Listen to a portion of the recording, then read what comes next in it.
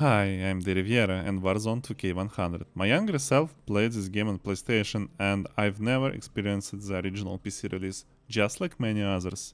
Yep, I moved on to reviewing physical copies of the games. It's not always easy to find the ones I personally want to play, but I wish to build up a collection. Warzone went open source in 2004 after a fans petition to the publisher Eidos. So you can play a modern version with working multiplayer modified for modern hardware for free. And it works great, I play it from time to time. The links will be in the description. Let's insert the first disc and see what it has for us. Okay, here is a setup. Not for the game, but for a Macromedia Flash player or Shockwave player for Windows 98. So, instead of a normal installer or autoplay, they just did it in Flash, I assume. I have a feeling that this wasn't done by Pumpkin, the developer of the game, but possible by the publisher. Shockwave Player 8 is from 2000, when the game was released in 1999, just like the only patch for the Windows 98 version. So I assume it was made for the German release. What's funny is that in 2000 Pumpkin stopped support for this game and closed down, or maybe not so funny. After encountering some runtime errors, we are at the menu. I have no idea why this logo animation has such terrible FPS if it's done with Flash and vector graphics. We have several links to websites, but I'm avoiding connecting WindowsXP to the internet. I also see a digital manual in PDF format, let's view it. Looks like it will take some time to load from the CD. The game has an optional tutorial, but it explains far from everything, so I have a personal interest in the manual that I've never saw. When I played it as a child on my PlayStation, I was completely blind in terms of understanding the rules and strategies because I had no manual at all. But I think I played the tutorial once and that's it. The document starts with an epilepsy warning, which is very promising, but it's a normal thing for PC games from the Windows 98 era. The requirements are pretty high. I hope my dual-core GTX 660 will handle it. My hardware is almost 10 years younger than this game and 20 years younger than me. By the story, NATO collapses in 2050. To be honest, I wouldn't bet on NATO existing for another 26 years. Just like with some countries, the developers should have squeezed the timeline up to 2040 maybe, and called the game Warzone 2040 or something. Aside from the nuclear satellites, everything sounds pretty realistic for the modern day. It sounds a bit grim nowadays, but in 1999 probably people were too optimistic about how far they were from everything going wrong in the world. I have no idea why Mongolia decides to attack China, and there is no explanation. In which world does Mongolia have the military power to fight China even? With all due respect to Mongolia. But at least they've got Mongolian cyborgs, so that makes it possible. Okay. Just to be fair, I have nothing against Mongolia, and this country is on my wish list for a visit. The goal of the project is to rebuild the world by searching for weapons of the past and some other dangerous technologies. Sounds pretty reasonable. To restore the world, you first need to get access to big guns so that no other people could try to restore the world as they see it. I like how they present 3D graphics. It lets you tilt and rotate the world, no doubt. I also like how the manual mentions the numeric keypad for zooming in and zooming out. I assume they didn't know about the mouse well, even thought it was invented in 1995, so no zooming for me. I'm indeed a millennial. About the UI, I need to say that for a strategy game from 1999, it has the most intuitive UI I have seen in games from the past. Dune 2000, Red Alert, and others simply suck in terms of UI compared to Warzone 2K104. For that era, it's super elegant and clean, and it was definitely created with the gamepad in mind, but works good for mouse too. As for design sequence, I still have no idea what some parameters mean to this day. For example, I don't understand how they distinguish between damage caused by fire and projectiles in the body armor parameters. Do rockets have a combination of projectile and fire damage? Additionally, I have no idea why tracks are shown on a flat field and why they go uphill at the same speed and sometimes at different speeds. Does this mean that going uphill has a different speed? The developers spent several pages explaining how to use commanders, and I need to say something about them. They are somewhat essential in the modern version, but in the old version, you can complete the game without using them at all, even on hard difficulty, without any problems. The control panel actually makes sense except for the return fire option, which doesn't really make any sense. No fire option, for example, is useful if you don't want to end the mission by destroying the last enemy unit or want to avoid counter battery fire. The developers do a typical error for such kind of manuals. They explain, well, stuff that is self-explanatory, but ignore things that are confusing. The experience system was quite innovative back in the day for a strategy game. The more kills a unit gets, the better it performs. Each level requires more kills to achieve, and it works for multiplayer as well. Combat groups most likely inspired by StarCraft. The problem is Warzone plays completely different than StarCraft, so I personally don't use them much. I started to use groups rarely, only in modern version at insane difficulty. For a long time I didn't even know they exist. Here comes a lot of technological spoilers, including Mongolian cyborgs. Regarding multiplayer for the original version, you won't be able to find a match or connect to any existing servers. A list of keys would be really helpful if printed. I like how they explain things. Repair facility repairs units. Research facility conducts researches. Factory produces units. Now comes the spoiler of Cyborg factory design, the repair facility model that you won't see in the game, because it's different. I assume somewhere there was a version of paper manual for this game. That's why they weren't able to change it according to the final look. Landing zone looks different as well. I've never seen these two models. I bet with the repair facility they had problems with AI entering it, because the AI of tanks is extremely stupid. Defensive structures, by my opinion, are overrated for the campaign, but for multiplayer they make much more sense. Multiplayer and single player in Warzone are two different worlds, with completely different approaches, gameplay styles, and even technological trees. I'm not sure why I don't see some images, maybe it's a problem with the disk or Chromium. Okay, now they explain what the top tracks icons mean.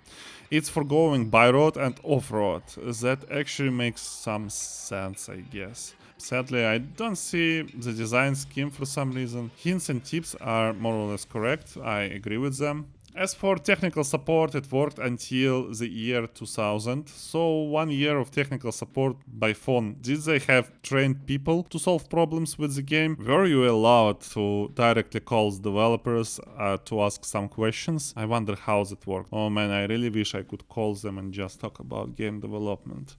And here are the credits to know the heroes. Jim Bambra created Pumpkin Studios in 1996. Thank you, Jim, for this part of my childhood. Let's now install the game itself, shall we? Into a real Windows XP hardware, no emulators or virtual machines. After some wait time, the program offered me assistance with installation. So now I have installation assistance for installation assistance. But there is nothing special, it's a very typical installation, the same as we saw in Tanka, for example. I need to admit that this help box looks cute. It's just a numbered list with a scroll.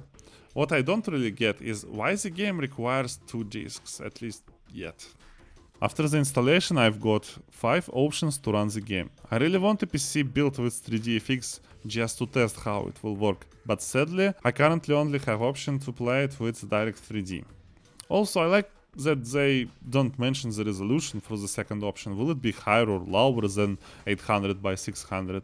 I assume it's higher, so I will use this one.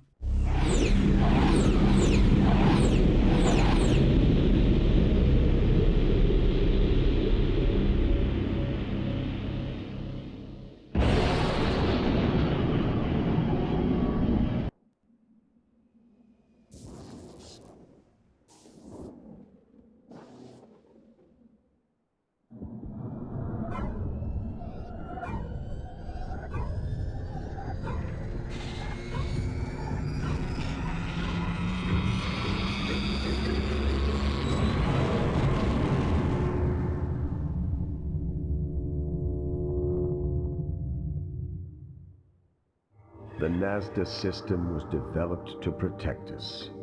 It was to be the ultimate nuclear deterrent. As it turned out, it was our executioner.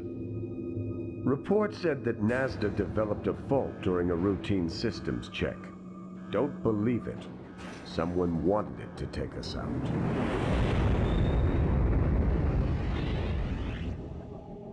Those nukes were targeted on every major city around the world. NASDA was programmed to start the collapse. When the counterstrikes launched, its laser defenses and anti-missile ground sites failed. The world as we knew it ended. The nuclear winter hit hard. Disease and famine claimed most of us who had survived the nuclear strikes. Wars over cans of dog food took even more. We'd fled Seattle early in '86. We'd heard that the Rocky Mountains were relatively rat-free.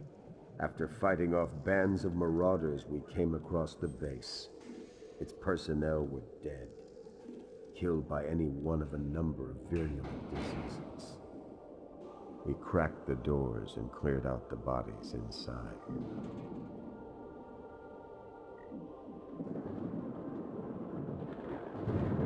We knew that things would never be the same again. But we were determined to build a new world out of the ruins. We rebuilt the landing pads and brought the old systems back online.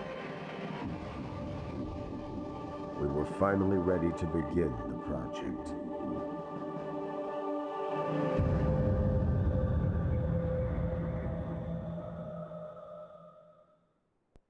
Okay, we are quickly into the game and I feel an epilepsy warning already. To reduce the size of the videos, developers skipped every second line in video frames. This looks horrible. The PlayStation videos were so much superior to this probably because the PlayStation 1 had hardware decompression, while the PC doesn't. So to fit into the performance of a potato, they use this approach instead. Okay, let's drop into the options and see absolutely nothing useful here. I will leave the difficulty on normal, to be honest. The game isn't hard most of the time, as I remember it, so I have some bad flashbacks about certain missions. Transport destinations follow. Alpha, Western Sector. Beta, Alpha, you are cleared for takeoff. Check. Good luck and good hunting.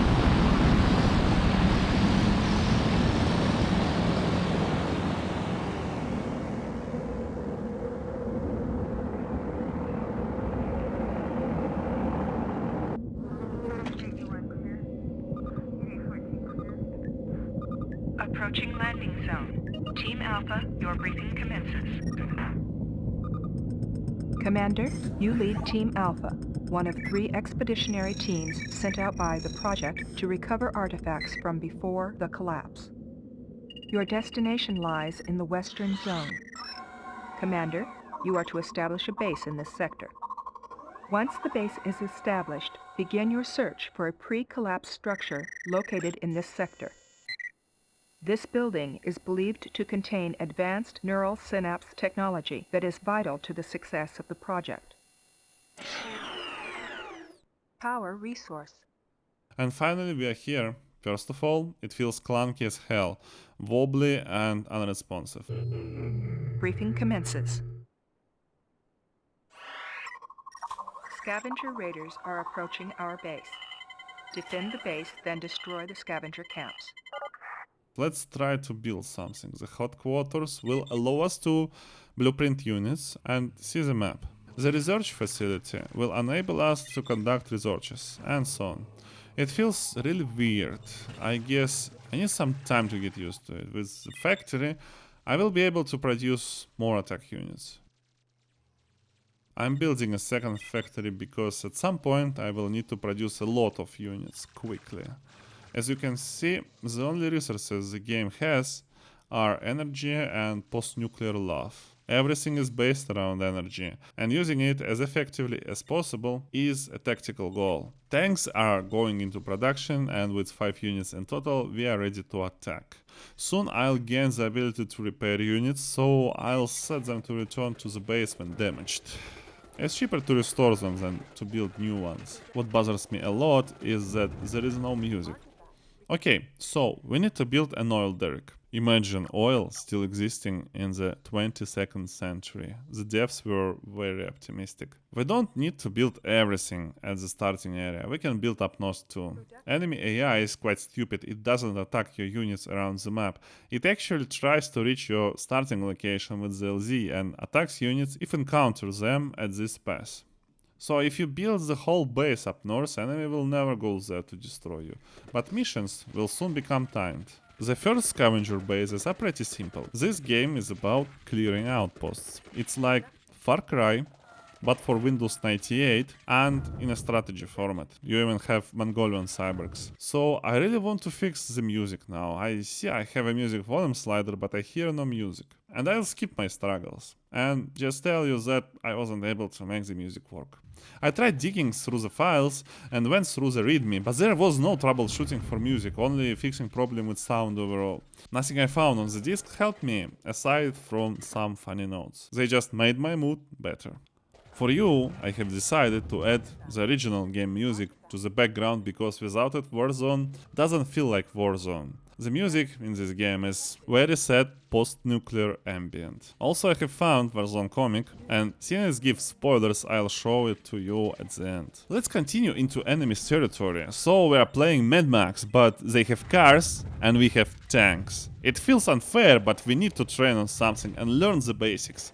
These scavengers have superior technologies, they have flamethrowers.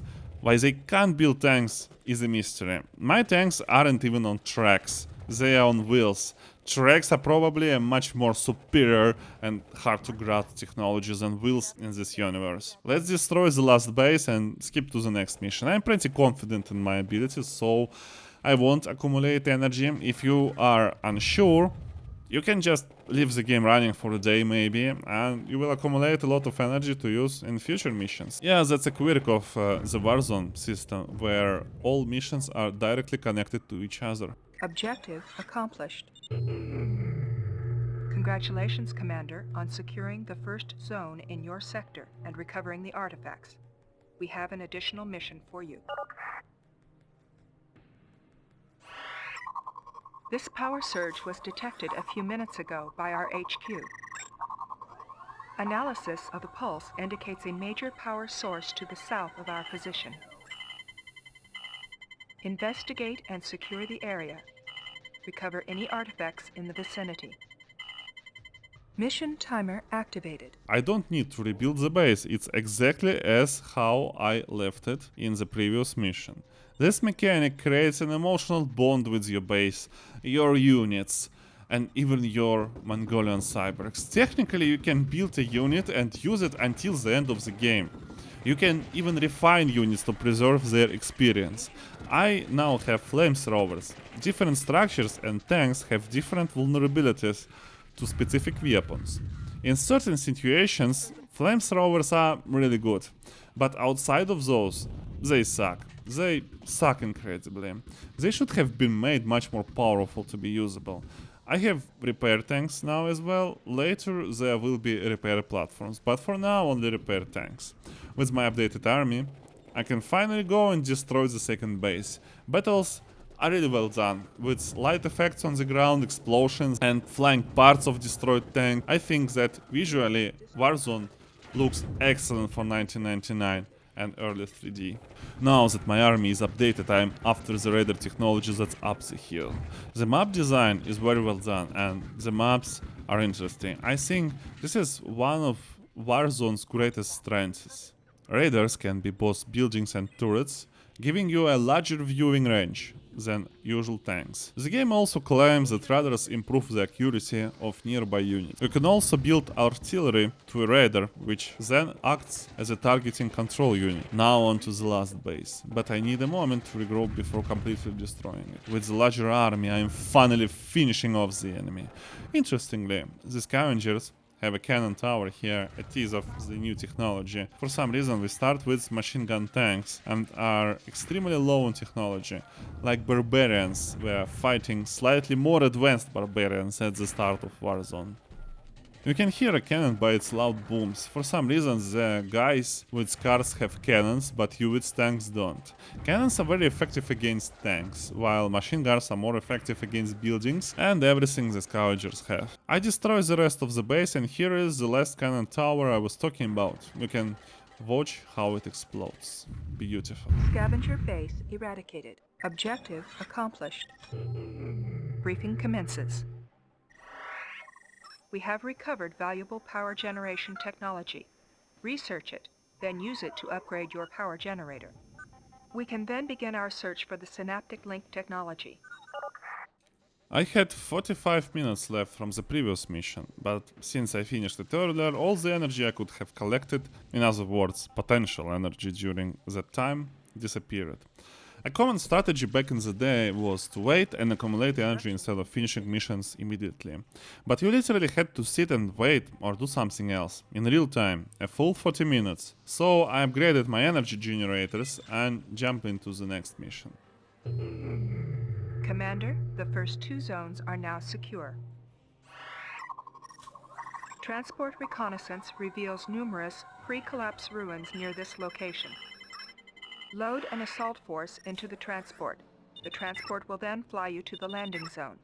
Upon landing, explore the ruins and recover any artifacts in the vicinity. Third mission teaches the player how to use a transport. Basically, you need to load units into the transport and hit a button. You will then fly over to the new area.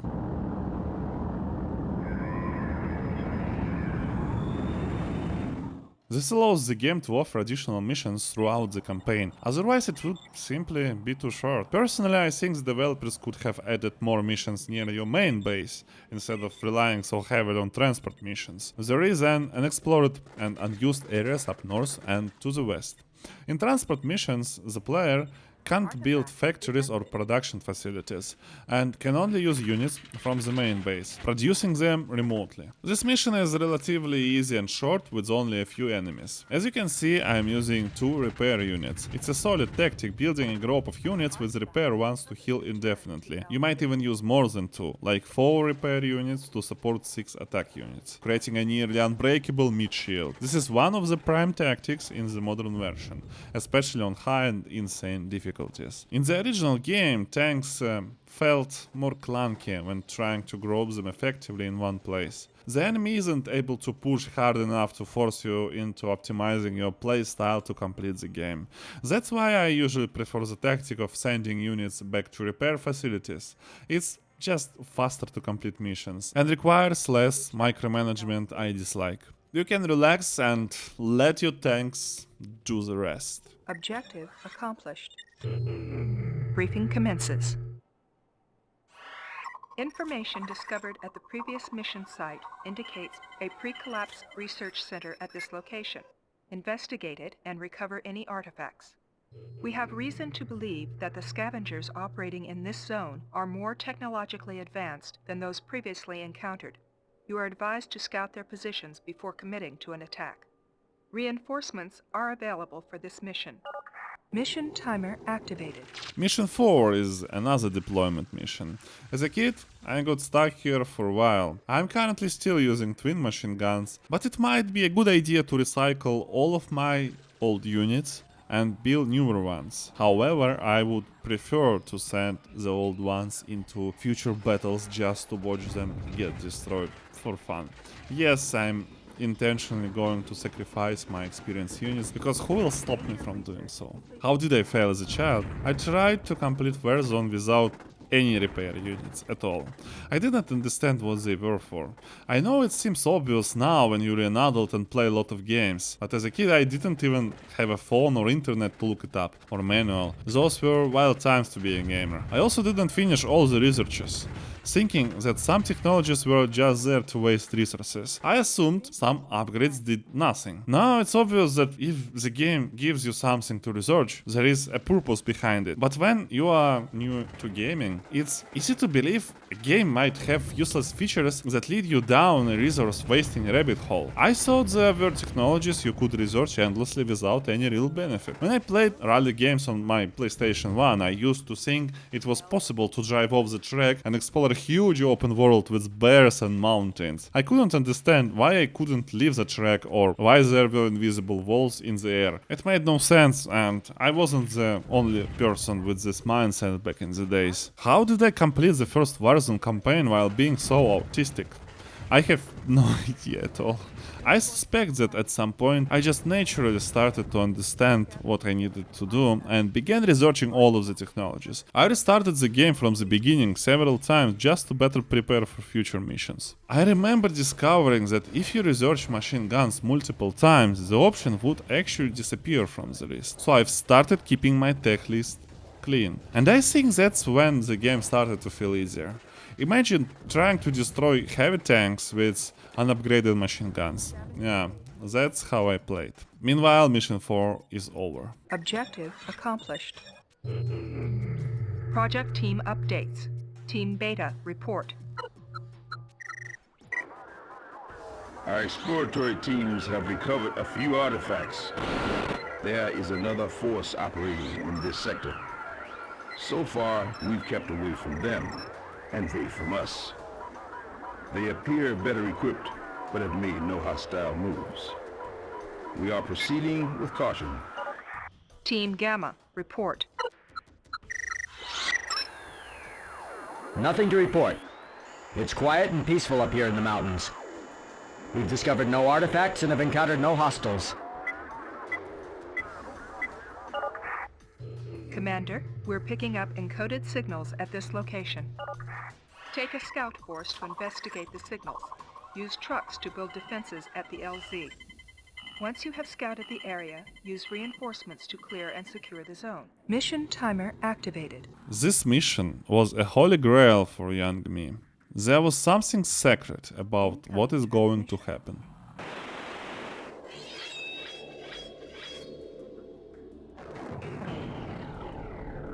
Warning, you are entering a restricted area.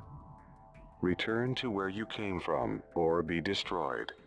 Repeat, return to your designated zone or be destroyed. Message ends. I know, for modern players, it's an obvious game design trick to start with weak enemies, gradually raise the stakes until you face something more powerful. Warzone wasn't even the first strategy game I played. I had Dune 2000, which was a mystery to me in terms of how to play it properly. Because of Dune 2000, the strategy genre still feels mysterious. I'm never entirely sure how I'm supposed to win these games. I also had CNC Red Alert, and during this period I think I had Z, the first Z, which was in 2D. Z was even a bigger mystery because I had no idea how to play it. I didn't understand that I needed to capture territories. What's funny is that I was able to complete games like Silent Hill, mostly because of my insane dedication to the process. Yes, I was around 9 or 10 when I played the first Silent Hill. It was the same with Warzone, around the same period. So this sacred moment is getting closer and closer. Well, first you see a mini rocket salvo launchers.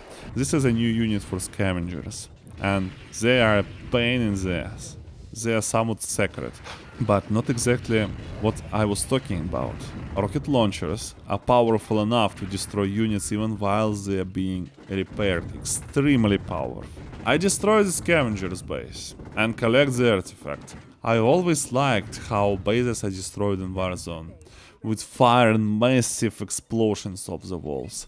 Why do the walls explode? They are filled with explosives just to look cool when they are destroyed. Yes, we finally meet the enemy organization that has tanks.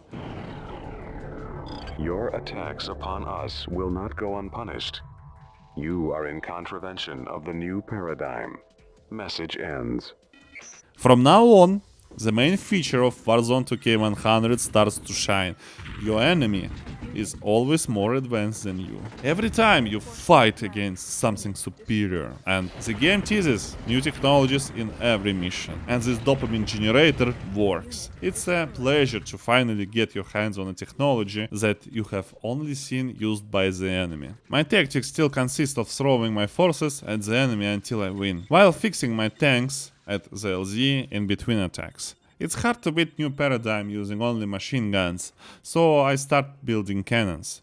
Cannons work much better against tanks with tracks. For the bunkers at the entrance, flamethrowers would be the best option, but usually they get destroyed before they even reach the target. But I almost destroyed the entrance bunkers anyway. It's important to combine the right types of weapons against different enemy groups. Using cannons against tanks makes this mission a lot easier. And I've still got 45 minutes left. In the modern version, mission times were reduced to make the game more balanced. After collecting all the artifacts, I'll take some time to research the technologies before mission 6, which is even longer than this one. 1 hour later.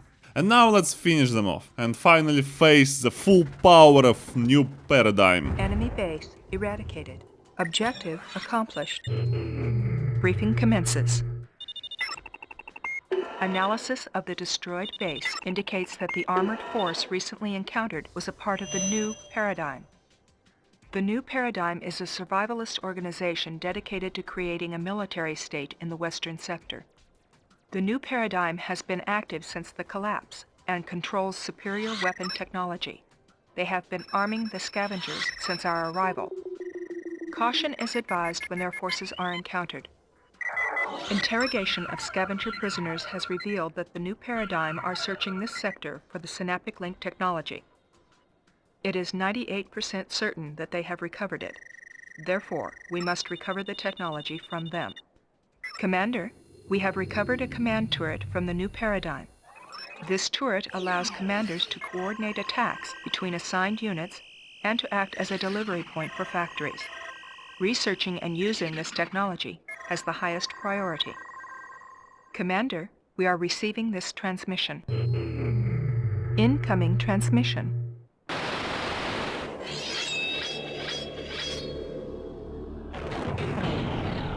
Your attacks upon us will not go unpunished. You are in contravention of the new paradigm. You will be destroyed. Message ends. Commander, we are detecting enemy attack forces at this location. Repulse the attack, then destroy their bases to secure the zone. Mission timer activated. This mission takes place on the same map as our main base and gives us a full 2 hours to finish it. When I played on PlayStation, I replayed this mission many times before finally beating it with just 6 seconds left before failing. After that, I got stuck on mission 7. For some reason, my trucks are at front line as well as other tanks. Maybe they're eager to build the enemy to death. When the map gets bigger, I always build repair facilities as close to the front line as possible, so my units can engage the enemy in a non-stop loop of attacking and repairing. When I played the 6th mission for the first time on PlayStation, I spent a full 2 hours trying to destroy the defense in this canyon, again and again. After some time I started making progress, and by the start of the 2nd hour, I was finally succeeding. I just kept pushing until I beat it. Looking back, I think I must have been pretty autistic to keep trying the same tactic over and over again. Maybe I switched to different units at some point, but I don't really remember. I was just sending machine guns. Usually it was around 6 units in a pack. I wasn't able to build more between these attacks because of the energy limits. 6 units were nothing, so I kept failing constantly. In real adult life, it turns out the canyon part is actually pretty easy to solve. You just need to repair your tanks, because the game is designed around how effectively you use energy, and repair facilities help a lot to fulfill this task. I finally started building bigger units. They come with more hit points and better armor, but that's not all. They also have more energy to carry larger cannons. If you try to mount big cannons on small tanks, the tanks will be painfully slow. The game forces a player to avoid spamming cheap tanks with heavy weapons. On the other hand, it's totally fine to build off rocket tanks, since rockets are light, but fragile. Rockets are the glass cannons of Warzone, similar to flamethrowers, but at least rockets make an impact. How is the speed of tanks calculated, and what exactly causes the overload? I have no idea. All I can see is the total speed in the design, and if something seems off, I suspect the overload. In the first 10 minutes, I have captured my first milestone, the oil source. Now I'll place a repair facility right here. And now we are good to destroy the rest. I feel like this canyon was the most important part of the map, and definitely the hardest. Some mortars are firing at me from a distance, but I'm more focused on wiping out the scavengers. You can tell that units with more experience and higher levels survive better, even with older tanks. Experience clearly makes different, but how exactly it affects the units remain a mystery. No stats are shown. You just have to trust the manual and the battlefield. This base is wide, but small, and filled with those annoying mini rocket sights. My medium cannons work well against tanks and cars, but they are less effective against buildings. I've equipped them with wheels for extra speed since they're heavy. I need this mobility to make them to get to the repair facilities quickly and return to the front lines just as fast. The enemy does have construction trucks, but here is the catch. They can only build defenses. This is a huge limitation. Even by the end of the game, enemy trucks won't gain the ability to construct any production type buildings. Why was it designed this way? Most likely because the AI would struggle to build anything interesting and destroyable. If they tried, the game might lose its immersion due to poorly designed enemy bases. It's unfortunate, but only humans know how to build bases that are fun to destroy by other humans. These bases aren't meant to be really well defended. They are designed to be fun to destroy and somewhat believable. If enemy trucks could build factories, it would introduce too much randomness where a player might lose simply because of bad luck. I've now reached the enemy's factory. I like how this map and overall progression are designed. It might appear somewhat casual, but the game is carefully crafted to create different battle scenarios as you advance. This design philosophy is somewhat consistent across most of the missions. A strange comparison touches my feelings. The spirit of the iconic game Doom. Think about it. Attacks from behind happen here. Check. The environment sacrifices realism for nice gameplay, but still looks familiar. Check. Placement of enemy structures is optimized to entertain the player. Check. It's like Doom, but as a strategy game, with tanks instead of demons. And both games are grim, just in different ways. Now it's time to move my repair facility. I'll use this plateau for my further advances. Report. Project team updates. Game videos lag sometimes, even if the game CDs look fine. Time is sadly, but successfully killing Retro. Commander, we are detecting enemy transports landing to the north of our position. Take your forces and secure the northern zone. Each year, manual technologies and pieces of art simply fade away. Discs are sadly not so reliable. This part of the mission was pretty difficult to beat as well, because instead of just a few units, the enemy drops a pack of units that can successfully destroy some of your tanks. However, having a crowd of tanks all attacking is a key, because it determines your firepower against multiple enemies. But too many units can create a mess, causing them to hinder each other and leave enemy out of their range. It's a good tactic to divide units into different groups, but I'm still progressing, so yes, it's okay. After repairs are made, and with my new units, I'm going to burn some more orange tanks. Their medium cannons stand no chance against my rockets. I still have some old experienced machine guns at the front line, so let's destroy the second big base. It's basically on a hill with mortars. You need to climb the hill under mortar fire, which is a pretty easy task, because mortars are effective only when there are a lot of them. Really a lot of them. 5 mortars are not a big threat. There is a small, poorly defended base up north, featuring the last oil source for this campaign. You will still be able to upgrade the speed of refineries with new technologies, but it will be almost at its maximum from now on. With my new strike force, again, I attack what's left of New Paradigm and the Scavengers. The Scavenger base is small, but their tiny mini-rockets units are annoying as usual. It's better not to let them shoot my ass and to shoot their asses first. Anyway, let me gather the strike force once again and destroy the final base. All of this stuff from New Paradigm was built in the search for technologies when they could have simply used transport to find artifacts instead of constructing so many defensive layers. Project team updates.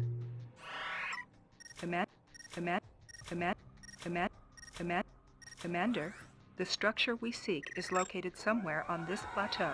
And that's all you wanted to say. Okay, the base is primarily defended by the surrounding terrain, which provides a strategic advantage that makes it harder to destroy. Despite the defenses, my mini rockets are smashing through everything. They're extremely powerful against tanks. Theoretically, the AI should target them first since they are weak, but instead its target selection feels completely random and ineffective. The last set of defenses essentially protects the landing zone. There are no bases left, just its defenses and enemy transports. It's just 4 light cannons against a fun party of rockets and the old machine guns that somehow survived until this point. Objective accomplished. Briefing commences.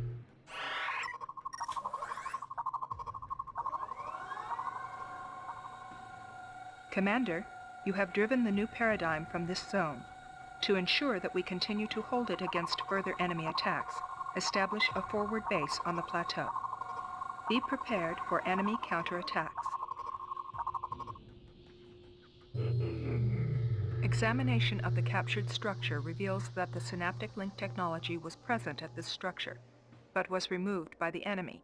Once the forward base is established, we'll continue the search for it. Mission timer activated. Mission 7 was the most confusing one back in the day. And it still is today. The thing is, I had a magazine with a walkthrough for this game. It was a PlayStation Games magazine that featured 2 walkthroughs in each issue. However, game journalists who wrote the walkthrough for Warzone played the PC version of the game while reviewing the PlayStation version. I just want to emphasize that they're quite different, to say the least. For example, in the PlayStation version, cannons shoot before fully reloading if they aren't heavily damaged, and limit for units is set to 60. The modern version of Warzone even has a toggle to play with the PlayStation balance to replicate how the game felt on the console, along with all its differences. The magazine suggested building 4 towers around every enemy landing zone, along with the forward base on the plateau, to complete the objectives. When I reached this point for the first time, I had almost no energy and not enough units to accomplish the task. This is why I eventually gave up and replayed the whole game. I was trying hard to build all the necessary defenses, but constantly failing to complete it within 30 minutes. I know from the modern version that the mission is considered successful after building 7 defense structures on the plateau and destroying all the enemy units. How the hell it worked on PlayStation is still a mystery for me to this day. But it's possible to build defense structures during Mission 6. Since you can't build over landing zones, you can find their placement by checking where you can't build towers and protect all of them in before. In the original PC version, I built a base and the mission ended. I have no idea how the article in the magazine I had was written, but I now have a feeling that the person who wrote it had never played Warzone. Why on earth would anyone suggest building 4 towers around enemy LZs when the mission is possible this easily? Where did these 4 towers even come from? I suspect the journalists might have simply cheated to complete the game and write this lame walkthrough. I have no other explanation. Game journalism. Commander, we are picking up incoming transmissions at this location. Decoding in progress.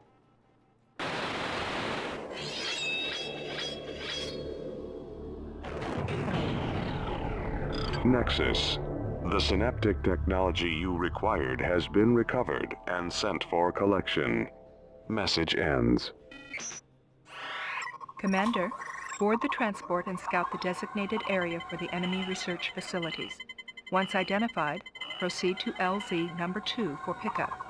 Do not engage the enemy at this time. Mission timer activated. Mission 8 feels like a filler, but it has the first mention of Nexus. There are 2 scavenger bases, one to the south and one to the north, and one belonging to New Paradigm. And the interesting aspect of this mission is the need to first reach LZ2 and then receive reinforcements. Missions are really set up differently. Anyway, here I am at LZ2, facing a well-protected base that I need to destroy.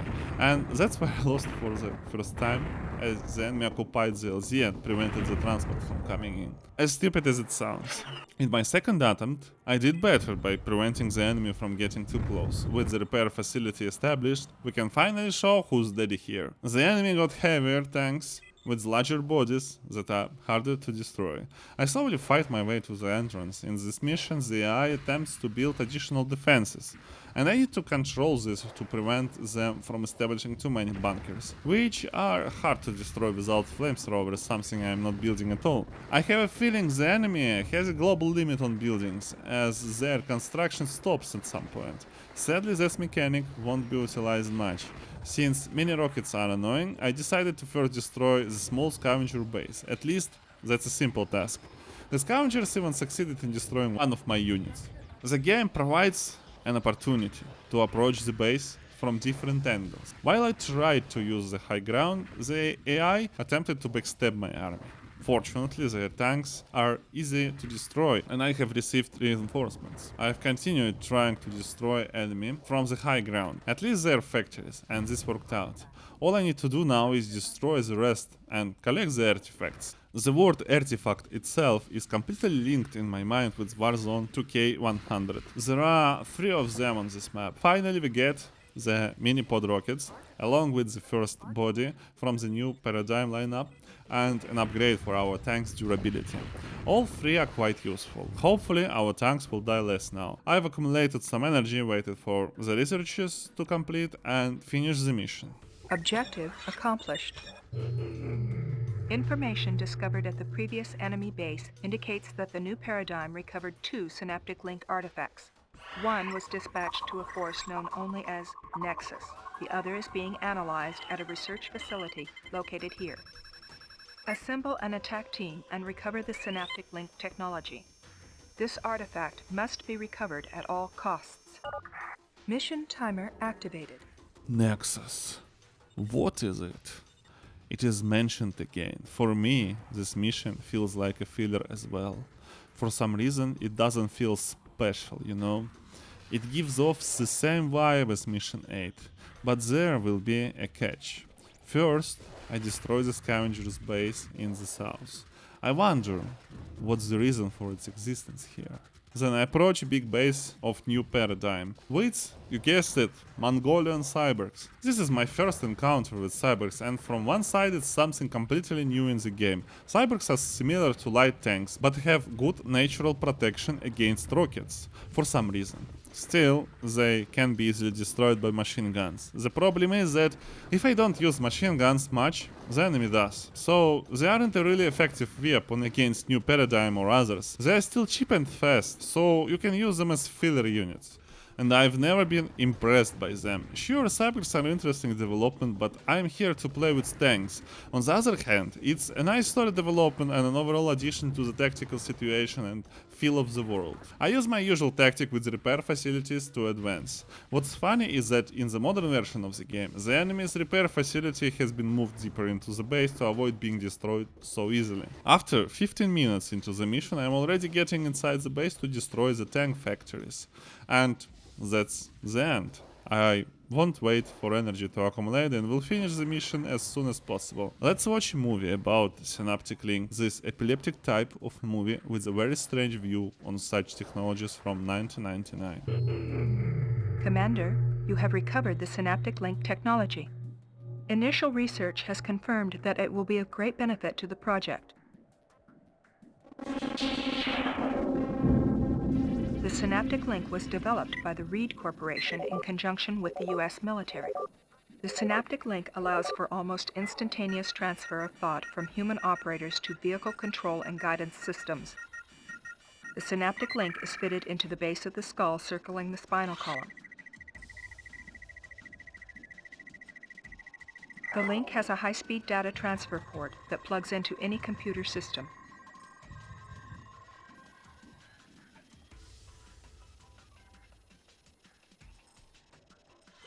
More importantly, the development of the synaptic link made the creation of cyborgs possible. Early attempts at power suits for individual soldiers failed as they proved to be slow and unresponsive.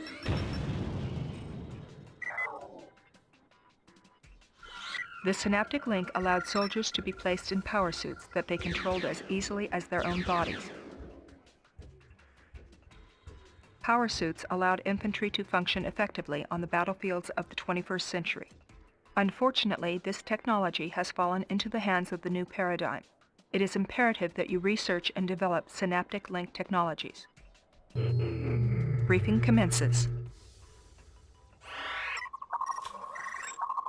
Commander, we are detecting enemy forces approaching from the east as well as the north.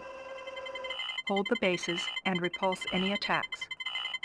Mission timer activated. The cyborg models have really odd hands. The upper part of the hand is fixed in one position, and where the hand connects to the body, it acts as an elbow. So everything above the elbow doesn't move. Mission 10. I remember well. When I used an upgraded machine guns to destroy heavy enemy tanks, it was an extremely slow process. I usually waited for the enemy at my base, fortified with defenses at the entrance, and observed how several machine gun towers slowly attempted to destroy the enemy. All that happens is that the enemy transports its units to this map. It's a missed opportunity not to allow the new paradigm to recreate their bases. It could have been an intense battle where a new paradigm genuinely tries to retake the ground. Instead, it simply destroys some of your buildings that you will restore at the start of the next mission. Commander, we have a new objective for you. Having analyzed the computer systems recovered from the new paradigm, we have detected and isolated an intruder program identical to the one that entered our systems at Project HQ 3 months ago. This program has been identified as the Nexus Intruder Program. It appears to have entered new paradigm systems at the same time it attempted to enter ours. This Nexus Intruder Program is a self-mutating computer parasite. This makes it difficult to eradicate from systems once it has been identified. We have been unable to ascertain its ultimate goal or function. In its initial form, it seeks out and isolates sections of memory from the rest of the invaded system. It then begins to mutate itself and data structures, effectively reprogramming the system from within. Further analysis was prevented by the manual shutdown of the system by our technicians to prevent additional contamination by the Nexus Intruder Program. However, the spread of the Nexus Intruder Program was not checked by New Paradigm. We need to capture New Paradigm's core systems to further investigate Nexus and determine its origins. Commander, you are to curtail the New Paradigm's activities in this sector and locate their main base. We are detecting New Paradigm transmissions indicating that they are searching for artifacts in this vicinity. Intercept them. Do not let any enemies exit this area. Mission timer activated. I really like how they depict the infection of electronic circuits by changing the color of the copper or whatever material they use in 2100. What this design missed in 1999 is the amount of LEDs we now add to motherboards and how cases are constructed differently. Sadly, the prediction of how all this will look is a miss. Most likely memory in the future will be integrated into the CPU as part of the chip. It already happens, and I think it's a nice prediction. The goal of this mission is to capture a unit, not literally capture, but to destroy it and take the artifact it is carrying, and then to eliminate the rest. As straightforward as it sounds, this mission requires you to be quick at the start, and there are no large bases to deal with. I recall an idea from an old magazine walkthrough. The journalist suggested destroying slow tanks during the return to LZ process. As you can see, I have 15 minutes left on the timer, so I'm not sure what he was talking about. To be fair, I have never destroyed my unit simply because I wouldn't allow myself to lose precious tanks. I would replay the mission if I failed due to the timer. The modern version of the game even reduced the dedicated mission time because 30 minutes was considered too much. Objective accomplished. Commander, this transmission was intercepted a few minutes ago. It originates from the east.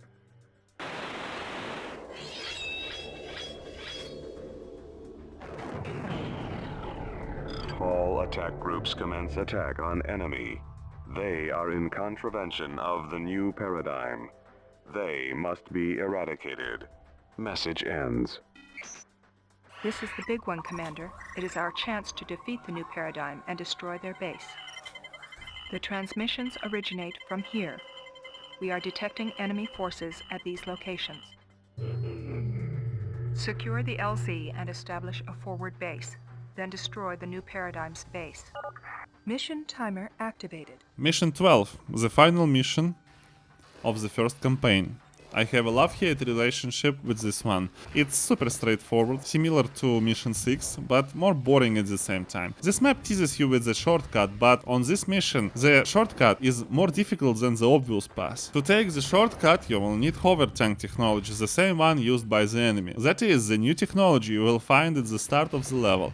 Hover tanks are weak and expensive. The shortcut involves going around the water, but there are plenty of defenses, and the enemy has hover tanks as well. Considering that standard units with wheels are cheaper and still fast enough, the best tactic here is my usual strategy. Move the repair facility closer to the front line and attack with conventional tanks. If you have a lot of energy, most likely you do, build mortar pits and raiders. However, you will need to watch your back, because hover tanks may attack from behind. Therefore, using a lot of lancers works best here. It takes only 2 minutes for reinforcements to arrive, and at this rate I can't even build 10 units. The map that actively uses water is actually pretty unique. Water will appear again, but not in the same amounts as here. After this mission, there won't be any obvious advantages to hover tanks, so again, why build them if they are only useful for this one? This mission is concentrated on destroying massive amounts of enemy defenses, while fighting against numerous tanks coming through transport reinforcements. Basically, it's a tank battle mission with a lot of water, almost like the Normandy landings. Unfortunately, it feels oversaturated with moments where not much happens. I would personally prefer to see more enemy bases, something closer to Mission 6 rather than just a lot of water. It would be interesting if the game directly forced me to use hover tanks. That would be extremely annoying, but definitely unique in its own way. I started using my old machine gun tanks to destroy cybergs too. Surprisingly, machine guns are really effective against cybergs for illogical reasons. They can somehow survive missile strikes and heavy cannon fire. The enemy's heavy tanks are accumulated in certain spots to act as a mid-shield against me. I suspect this is scripted. I built some cybergs because they're cheap to produce and I can't create enough units in just 2 minutes, so they fill the gap. Plus, I needed to show them to you, of course. I have bunkers to deal with, so I need flammers, and cybergs have the option to be flammers. However, getting a flammer to a machine gun bunker is a challenge in itself. I don't see any truck units to build defenses. I really don't understand why they are used so rarely against me. It would be logical for them to be at the enemy's main base. Regarding the walls of the first base, yes, it's almost at the end of the level, but it's really well protected, so it will take some time to break through, right? On my second attempt, I managed to get inside. I start destroying buildings, but with only a few forces left. I am near the cyberg factory, I successfully destroyed, and on my third run at this base, I make it further. Oh, I found the enemy trucks. They run in circles doing nothing. They exist, but they do their AI stuff. Also, there is a second cyber facility, and a lot of heavy tanks to prevent me from escaping and repairing. That happened randomly, of course. I doubt the AI somehow predicted it and decided to attack my retreating forces. And anyway, the tanks moved toward my landing zone. The final base is close, at the initial peeling. That's our last destination for this campaign. While my tanks are repairing, I decide to build some mortars to destroy a base near the NLZ, which consists of defenses with lancers. The final base has a lot of lancers, mortars, basically the best defenses New Paradigm has. It feels like a final stronghold, almost like a control center. It's not a main base with many factories like the one I already destroyed. It feels more like some kind of communication center.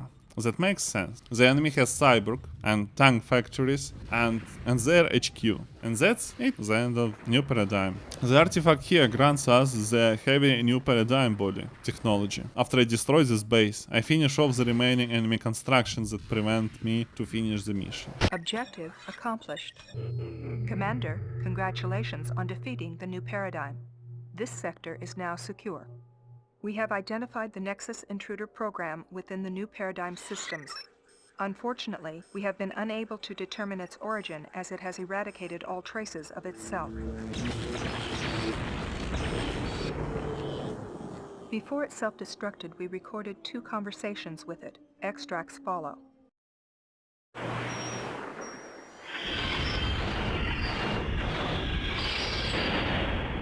Open your systems to me. Let me meld with your machines and cyborgs. We will create the perfect nexus of man and machine. Together, we can create a new world. I can give you power beyond your wildest dreams. Open your systems to me and you will be strong. I can raise you as gods upon the blasted earth. When we failed to respond, it became threatening. Your interference in my plans for the new paradigm will not go unpunished. You are weak flesh things. I am strong and have many parts. You may defeat me here, but I shall rise again. As I once cleansed the world with fire, I will destroy you and your puny project. Nexus then removed itself from the system, destroying its memory banks and removing all traces of its external connections. We are not sure what Nexus is, or who or what is directing it. Initial research links the Nexus Intruder program with the Reed Corporation, the developer of the synaptic link. We have ascertained that Nexus supplied the new paradigm with most of its technology. Whatever Nexus is, it's more than a computer parasite. It has technology and weapons. It knows about us, and it is not friendly. We'll keep you informed of further developments. Incoming transmission. We are under heavy attack. We cannot hold our position much longer. Request immediate support.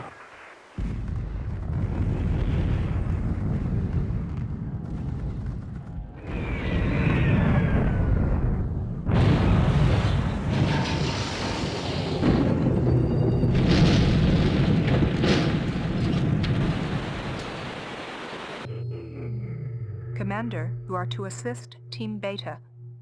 Mission timer activated. To improve the shooting effects, all the developers needed to do was make the muzzle flashes last for a single frame, instead of being fixed to the muzzle and lingering for too long. It's a rookie mistake. It's strange, considering that muzzle flash in the game looks fine. Maybe these videos were outsourced. Now we need to decide which units will assist Team Beta, so we can enter the second campaign with a new home base and these units. Since we will be able to continue sending tanks, I suppose we should repair our old ones first. The game asked me to insert disc 2, so I assume the game has the videos for the second and third campaigns on the disc.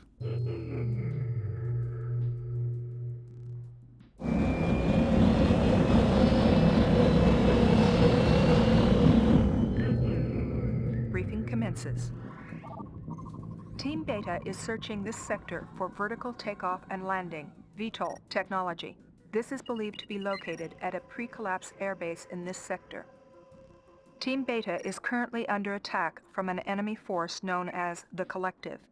Analysis indicates that the Collective are more technologically advanced than us. Be prepared for aerial as well as ground attacks.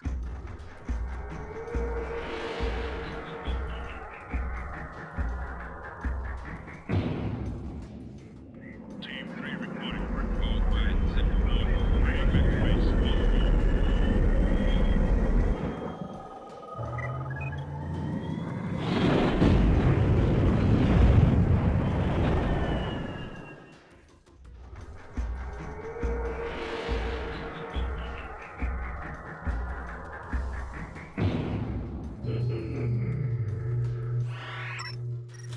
Upon arrival, you are to assume command of the base.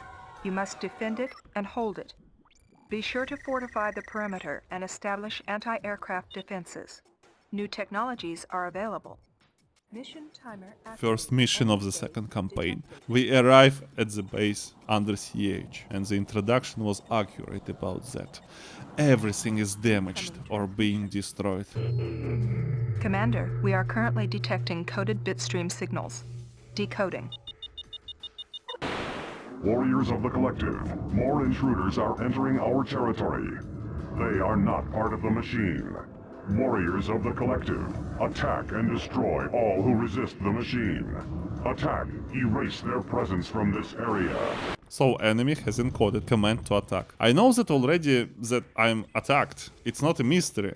Why to send encoded messages to forces that attack already? The first thing you really want to do is head southeast and destroy the enemy's LZ, which is extremely annoying. During this process, I built air defenses because there are many attacking aircrafts, but they are mostly harmless.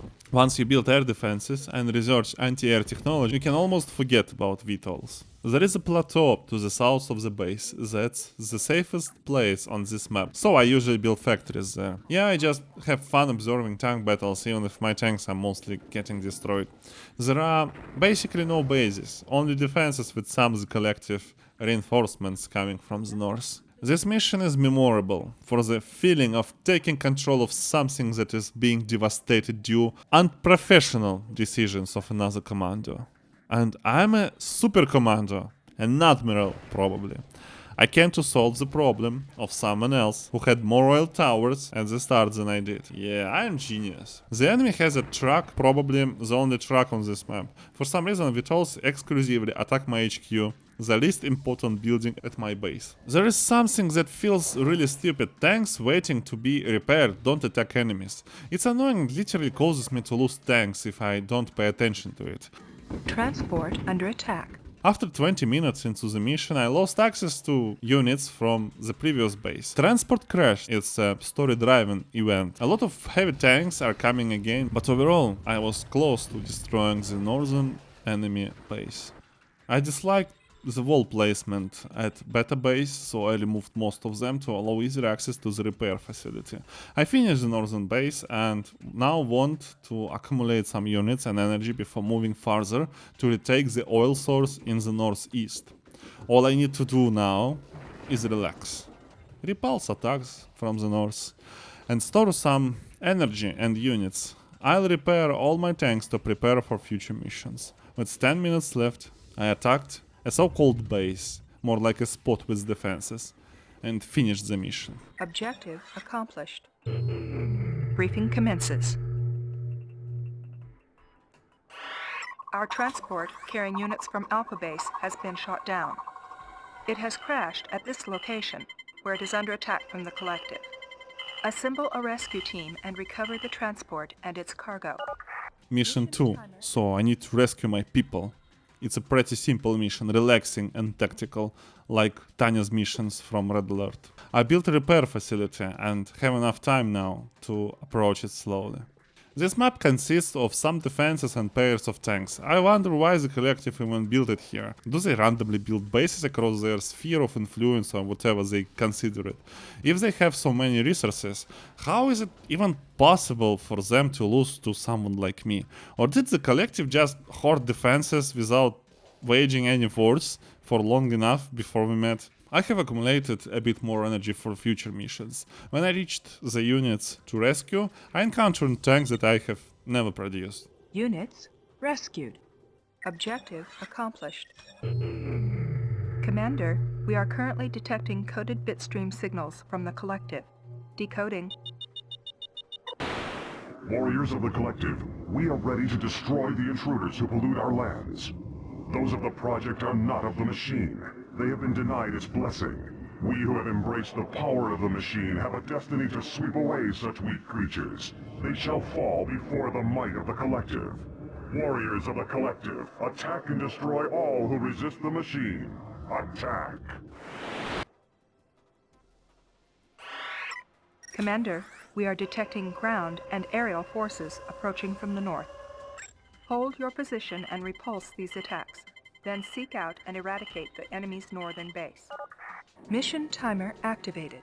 In Mission 3, the collective is finally ready. Anyway, this mission is similar to the second mission from the first campaign, but instead of going south, you go north, and instead of scavengers, you have the power of the machines. Thanks to the new heavy tanks, I don't even need to produce anything aside from lancers to kill tanks. The enemy uses commanders, but it doesn't help them much. You can see how easily I overtake the first base by reaching the factory in the first 3 minutes without any concern for my own units. My base is producing more and more rocket units, so my army grows. While my enemies aren't doing great. I even have some rocket cyborgs. They absorb a lot of cannon and rocket damage for a cheap price. That is their purpose. Bombards are extremely effective against cyber, and they are good at destroying enemies from a safe distance when covered by heavy tanks. And the base is finally destroyed. It's time to approach the last one and maybe accumulate some energy for the future. The main base of this map consists of 2 bases near each other in the far north. I decided to regroup and gather larger forces to destroy them. You may also notice few of machine gun units I produce primarily to destroy buildings and cyborgs. I really dislike building them. Maybe it's even a childhood trauma of using them too much.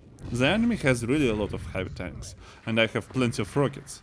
It's time to attack the base, a lot of units. The collective took high ground, making it harder to assault. I'm trying to at least take out their defenses, but it's difficult because of enemy lancers, which are killing my tanks too quickly. This battle looks massive. Enemy decided to drop ship units onto my position, leaving their base without protection, making it an ideal moment to strike back their unprotected base. I also managed to destroy some of their defenses from the low ground. The enemy's lancers are terribly effective at destroying my weaker tanks. Heavier tanks usually survive their hits. More tanks are hitting my base from enemy's base, and they even use cyborgs. I think some enemy reinforcements arrived from one of the spawn points to the west. After repelling the attack, I started advancing towards the enemy base. To my surprise, the collective still has plenty of tanks, so I decided to concentrate my fire on enemy factory but failed to reach it. What a mess of burning metal! Some shots get connected and the factory started slowly losing health. Rockets were flying, Mongolian cyborgs were desperately trying to escape the meat grinder, and that was only the first factory out of 2. The last rocket finally hit the target and the nasty building exploded. What a battle of the century! The enemy still has a lot of units, so there is more work to do. I'm only 30 minutes into the mission. I'll have plenty of time to rebuild my army and restore my energy. Instead of going straight, I go gay. From behind the base, my rockets can reach the second factory from the low ground. To be honest, I could have done this with the first factory as well, but I didn't. The game always provides different ways to achieve the objective. I see the enemy producing those nasty Lancer tanks, but not for long. This time I brought machine guns to the battlefield to put an end to this nonsense. The good thing about the return to repair tactic is that you always have units at your repair point to protect it. I retreated to save my damaged units from further attacks. With my reassembled army, it was time to finish enemy's factory. And it is finally destroyed, and the rest is history. Finishing this level won't be difficult anymore. For some reason, I saw enemy tanks passing by my forward base, heading towards my main base. What was they doing there? I'm not sure. From the ruins of their main base, I recovered artifact that enhances my machine guns. Time to build some oil derricks and accumulate energy. I am the winner here. I also constructed more defenses just to be safe in the future. I searched the map for oil barrels, but didn't have much luck finding any. After an hour into this mission, I finally completed it. Objective accomplished. Briefing commences. Commander, it appears that the collective may be more dangerous than we thought. Data from the collective's base have indicated the presence of the Nexus intruder program in their computer systems. Before Nexus switched itself offline, we accessed the following.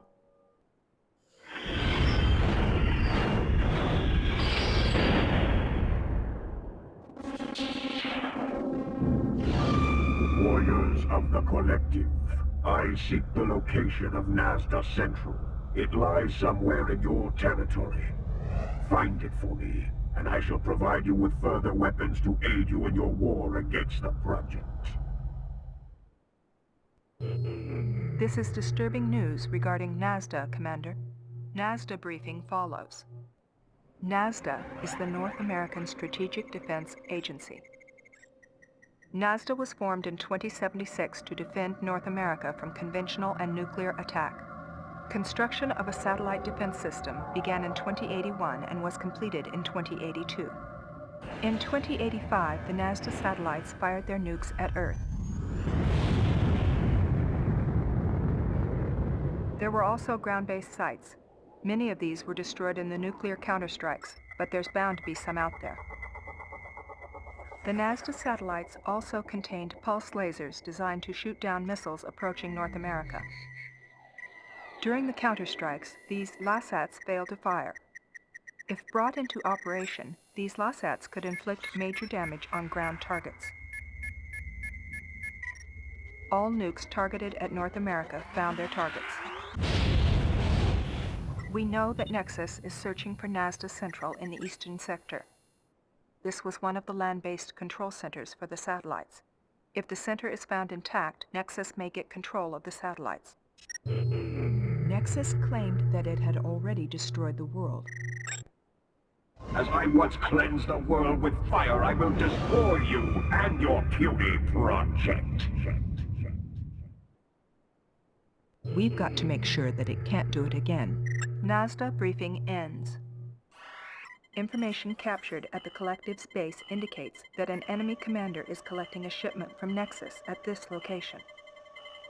The transports will fly you to the LZ, eradicate the enemy commander, and recover the shipment. Then return to the LZ. For younger me, Mission 4 took a while to complete. I managed to finish it out of sheer luck by destroying the enemy commander just as it was trying to escape. There are 2 roads it can take over 2 bridges. I think this was also the first time I encountered tank killer rockets in the original version. I waited for commander, and then mission failed.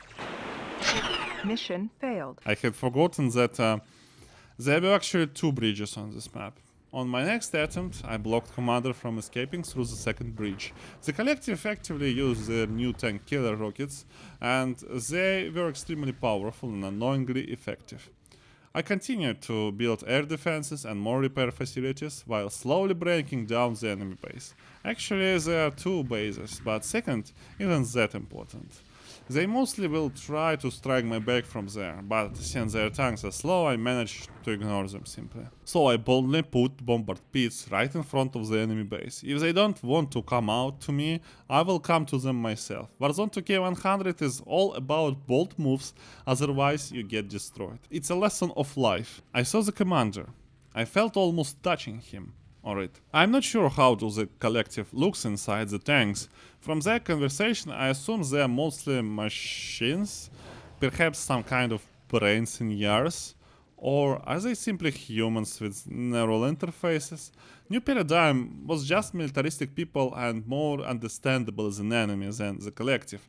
I think developers should have revealed more about the enemies in the story. Instead, they concentrated on Nexus as the main antagonist throughout the game-long story, especially considering the game to have so many useless intelligences that could have been replaced with something more tangible. Maybe the point of portraying enemies this way was to avoid perceiving them as humans, so it wouldn't feel like you were committing genocide against New Paradigm, who are basically just conservative people trying to restore the world, just like you. There was nothing inherently wrong about New Paradigm. I just came into their land, robbed them of their artifacts, and destroyed their main base.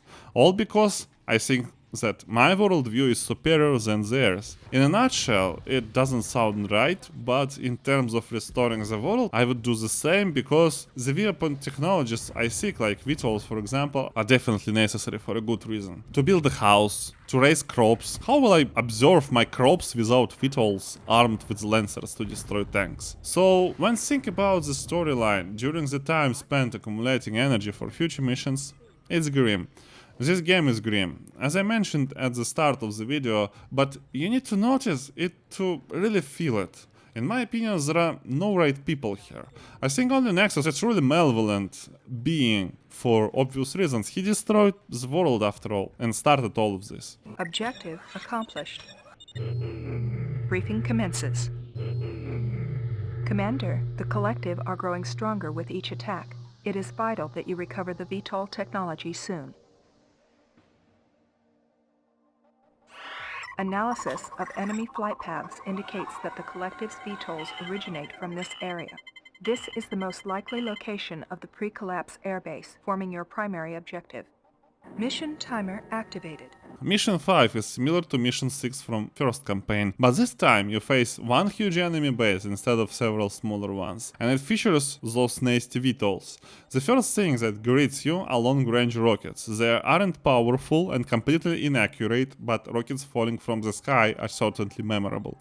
The forward base of the enemy is small and relatively easy to infiltrate to destroy the Mongolian cyber facilities. This base has plenty of oil barrels to refill my energy and build more tanks that I desperately needed. With the small squad I infiltrate deeper into enemy's territory. The VTOLs feel even weaker than usual because they now are real VTOLs that strike from the base, so when they get destroyed they need to be rebuilt. In previous missions they were spawned by a script, so it was different. There was no real production of them. At some point, with small forces, I reached the big base, but I didn't have enough troops to destroy it, so I decided to return and regroup. And with updated forces, I moved towards the enemy's base, but I still need more units to take it down. It's not that easy. That is a mission where I fail on insane difficulty level in the modern version of the game, so it's no doubt that the original version wasn't easy either. After regrouping, it was time to give it another try. The enemy is using yet another new technology, hyper-velocity cannons, which you can recognize by their chihuahua sound it produces. After some distraction, we are finally inside the base. It took me first 30 minutes of the mission to get this far. Here are all the artifacts needed for VTOL's production and usage. Soon we will enjoy committing airstrikes. And again, howitzers are a new technology we hadn't seen before. This mission is packed with new technologies. I wonder why developers chose to pack so much action into so few missions. Why not make campaigns longer if they had so much to offer? And then probably I will complain more about filler missions. Right. I can't recall many games having such a massive technology trees. Warzone is truly unique. Some technologies you even won't really touch enough. For example, Dune 2000 introduced new units very slowly, usually no more than one per mission, at least as I remember it. Red Alert was even more limited, focusing on variety of objectives and storyline. In contrast, Warzone introduces several new technologies per mission. Warzone limits the story for what's necessary and leaves most of the fun to the gameplay. It is not trying to be a blockbuster like many strategy games of the era, including Red Alert. Or maybe it tries, but not very well. Warzone focuses on pure technology and unit differentiation tactical gameplay. The way I play is just one of many approaches. There is a variety of tactics for using different units. The more technologies you acquire, the more tactics you can employ, but some of them become obsolete as campaign progresses, and they are blocked by other new technologies. Chihuahua attacks me with the fury of a cornered animal. So I decided to head south to accumulate some energy and restore my army as usual, wondering what's actually down there on this waste piece of the map. Commander, we have determined that the Collective are rounding up all civilians in this area and flying them to an unknown location. You must destroy or drive off the Collective's transport and rescue as many civilians as possible. Here the game introduces a sub-mission that is probably not essential to complete, or maybe it is. I never failed it, so I don't really know if it's even possible to fail. The game is pretty linear, it won't unlock additional missions if I save them all. Maybe it will prevent some information about Nexus from being revealed, but I doubt it. What I'm more curious about is whether there were people in those post-nuclear buildings the entire time. So, every time I destroyed a building, did I kill civilians? Or did they only live around that area of the map? What do they eat? How do they survive? These lands look like burning wasteland from 7 Days to Die. You know, this moment raised more questions about World of Warzone 2K100 than I had before. I accumulated 22k of energy and that's it. The destruction of Vital Base marks the end of the mission. Objective accomplished. Briefing commences. Commander, we are now able to research and build VTOLs. The civilians you rescued from the containment camp have informed us that the Collective was searching for anyone with knowledge of nuclear reactors. Commander, the only reactor in this sector is located here. From the LZ, proceed to the reactor and destroy it to deny its power to the Collective. Mission timer activated. And now in Mission 6 we are fighting against nuclear energy to continue using oil. Sounds about right. The Just Stop Oil folks really failed to make a change in Germany, so now we still have oil in America. What's especially fun, existence of oil in the year 2100. Mission is as straightforward as it sounds. All the juice was put into Mission 5. Perhaps more than necessary, but it was one of the main bases of the collective, so I guess it was right to be made this way. There are anti-air defenses that enemy uses against them, but the thing is I forgot that I had VTOLs and didn't use them for this mission anyway. In the first 10 minutes I reached the entrance to the base. There is only one base I need to destroy, so there is nothing special about this mission. It's basically one of those filler missions. I need 15 more minutes to reach Cyborg facilities and destroy them. The enemy also had some VTOLs launch pads, they've got destroyed as well. And I'm now close to the reactor. It looks exactly as you would imagine it, something from the 20th century. Why does it look like a Nordic barn? This question will stay unanswered. When I lived in Estonia for some time, I happened to play airsoft in similar buildings south of Tallinn. Maybe it was an old nuclear reactor, who knows. Anyway, it's an easy mission. Then he even has an anti-air tank of the next level, speaking of new technologies, but sadly we didn't see it in action so far. I think the collective feels sad for that as well. After destroying the rest of the base, I finished the mission. Objective accomplished. Briefing commences. Analysis of the reactor site indicates that the collective was preparing to route its power to this location. This site appears to be NASDA Central. Capture it before Nexus and the collective are able to use it. Decoding transmission. Warriors of the Collective, Nexus has given us the power of the machine so that we can destroy all that oppose us. Nexus now asks us to crush the project, cleanse and destroy. Mission timer activated. Nexus asks the collective to crush the project. It has been asking them to do so for the past 7 missions. We need to gather units now and strike the site. But before doing this, I'll build a VTOL factory. We would like to take a look at VTOLs, right? The VTOL system is basically tracks that attach to the body. But not just any tracks. Flying tracks. Yes, a VTOL is essentially a flying tank, but with limited ammo and weapon mounted underneath the body instead of on top.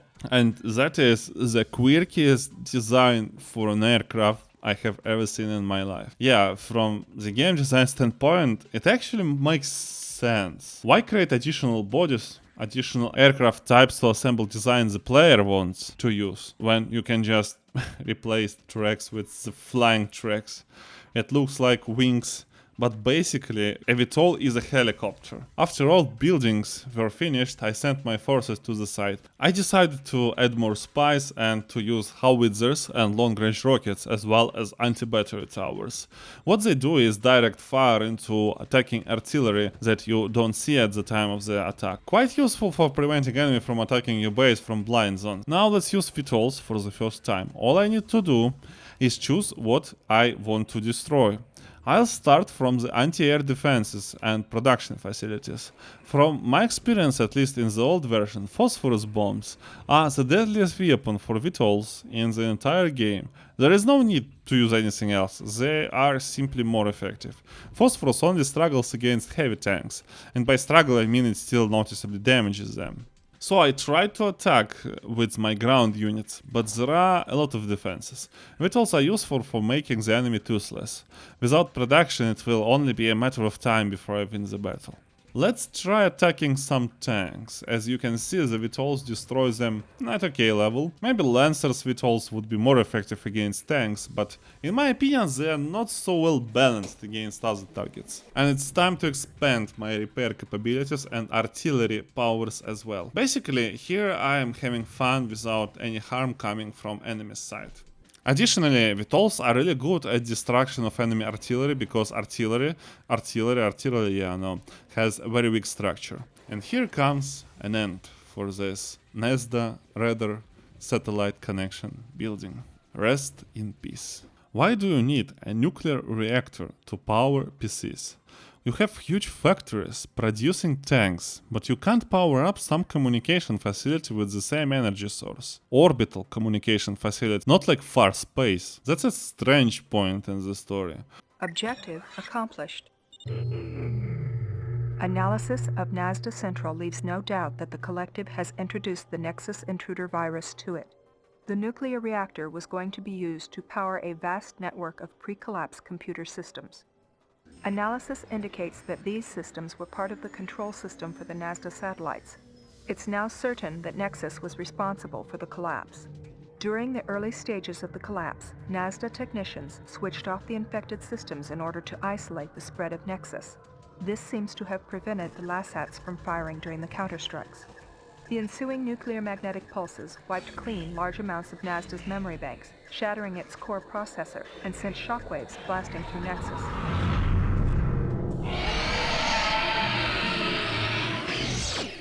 Nexus was fried as whole sections of its consciousness were obliterated in the counterstrikes. Since the collapse, remnants of Nexus consciousness have been attempting to locate and recover any of its still functioning memory banks.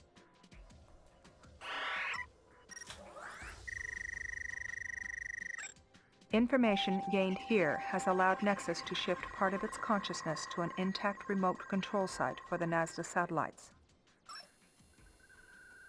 Commander, we are detecting transmissions from this site that are reaching high orbit.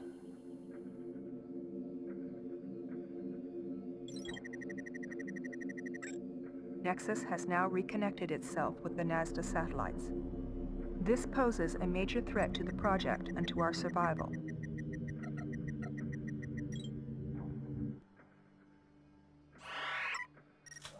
Commander, use your transports to carry a strike force to this site.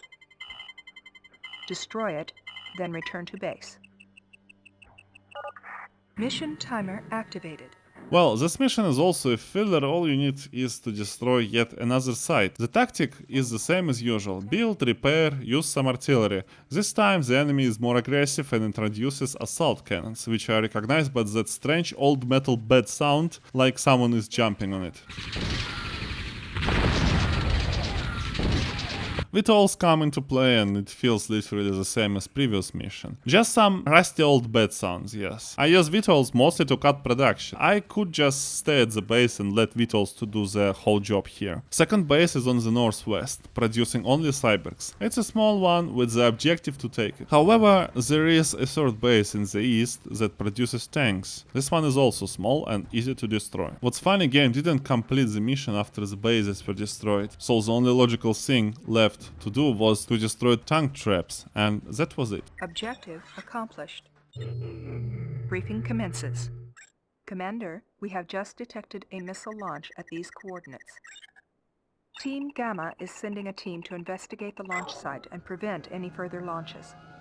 We can only assume that Nexus has gained control of this site. We cannot determine whether the missile is nuclear armed or where it is targeted. You are advised to begin preparations for the evacuation of your base. Enemy surface-to-air missile sites have been established around your base. These must be eradicated if you are to escape. Use the transports to fly to the LZ, then head overland to destroy the SAM sites. Mission timer activated.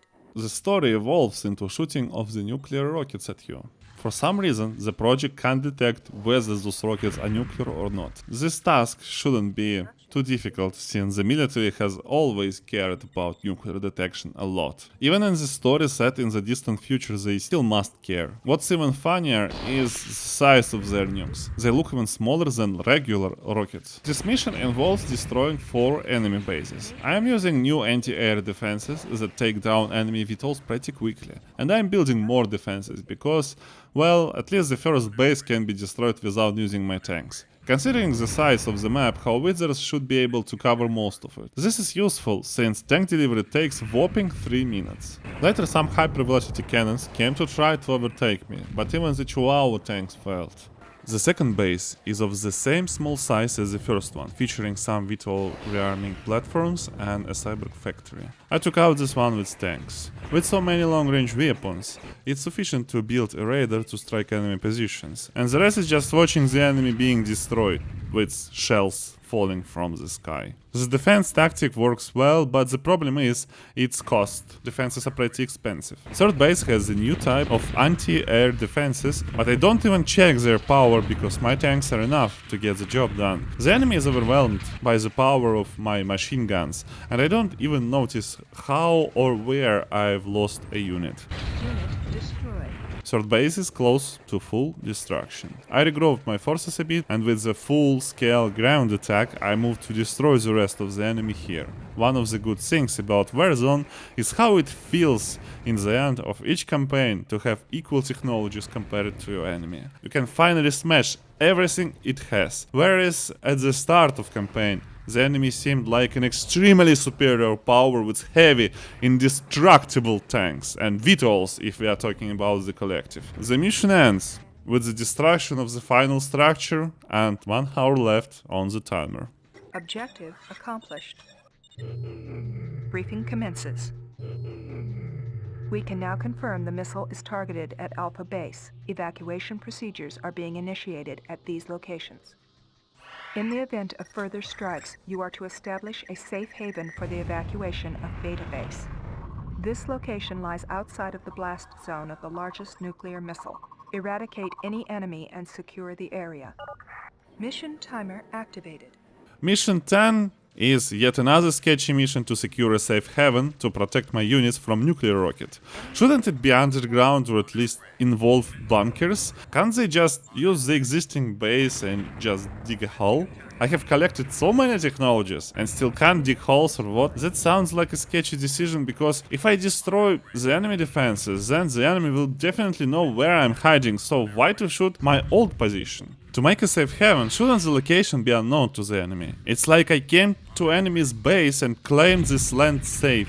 Considering how spread out the collective forces are, how is it even possible to call anything safe or avoid detection? Then why does it matter to find a specific spot that nuclear missiles will avoid? I assume I'm simply asking too many questions. I think the developers should have included more VTOL missions. For example, you and the enemy could be separated by a lake, forcing you to use hover tanks and VTOL or just, narrow passes that are difficult to push without suffering heavy losses, compelling you to search for better attacking options. Instead, game gives you some generic bases to destroy.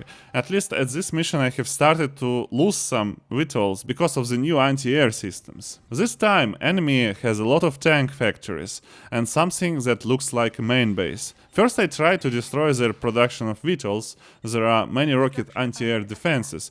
My new combined tank forces were moving towards the second base and finished it while my VTOLs destroyed the factories. Since I crippled their air defenses, nothing stopped me anymore from striking their production lines. My tank attack here wasn't very successful. The enemy built a lot of tanks in its spare time. I built radars so my long-range weapons can bid farewell to enemy units, while the VTOLs destroy the factory. The rest got destroyed pretty fast. Objective accomplished. Briefing commences. Commander, we have grave news. Alpha Base has been destroyed by nuclear missile attack. Elements of Team Alpha were able to escape overland before the nuke hit. All contact has since been lost with them. Commander, a new launch has been detected. It is likely to be targeted at your location. You are to start the immediate evacuation of Beta Base to the safe haven. Load as many of your forces into your transports as you can. Be advised that the collective appear unaware of the imminent nuclear attack and have air units headed for your location. Commander, this message was intercepted a few moments ago.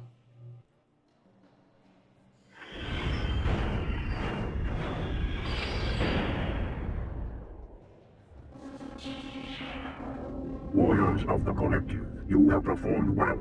Your just reward is on its way. The project is fleeing its base and stealing your technology. You must stop them. You must transport as many of your forces as possible. Good luck, Commander. Mission timer activated. So, mission 11. This is the last mission for this base. What happens here is an attack from all sides by VTOLs, with the enemy tanks coming from the north, I suppose, and south as well. Well, basically from everywhere. Why didn't the collective do this earlier? I don't really understand. Why not to destroy the enemy when they are weak? Was the collective preparing this attack for so long? I have some doubts, but considering the speed of their tanks, it's actually possible. Anyway, what you need to do here is to build units and to protect your base from tons of enemies while sending troops to the safe haven. Despite this description, it's an interesting mission with a lot of battles and a lot of shooting, similar to the memorable missions from the start of the campaign. I personally like this one because once again you feel how powerful the collective is when they have all these tanks. I think the developers should have kept the pressure throughout the entire campaign. I like how the collective sends anti-air tanks to me like some kind of sacrificial gods. The game reminds you that destroying crowds of enemies that feel superior to you is actually fun and gets back on track, creating battlefields full of fire instead of just destroying a few small toothless bases. I'm really curious why they didn't create a hover tank with all missions, as I mentioned before. It would really fit into the second campaign. Yeah, I would need to rebuild an army in that case to include hover tanks, but you do that anyway in Warzone. Because when your approach to completing missions fails, you need to try something different. The game provides options, which makes Warzone a cool strategy game, and it's sad that it doesn't feel like it's used to its full potential. So with the timer running out, the mission ends successfully. The only way to fail the mission is to have your base and units destroyed.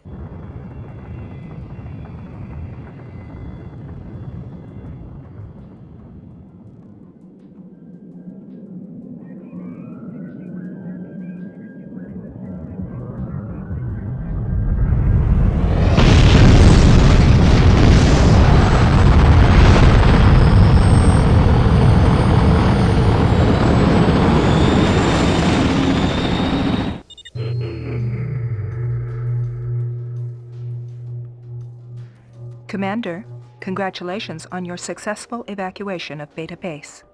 Nexus has gained access to nuclear weapons and is determined to destroy the project. You must defeat Nexus before it again uses its powers.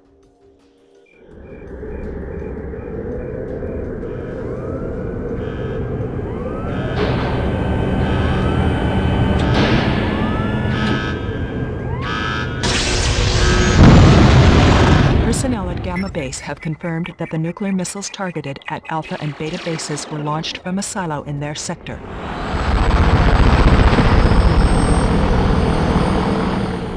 Team Gamma is currently scouting the silo's location and monitoring Nexus activity. Commander, the success of the project lies with you.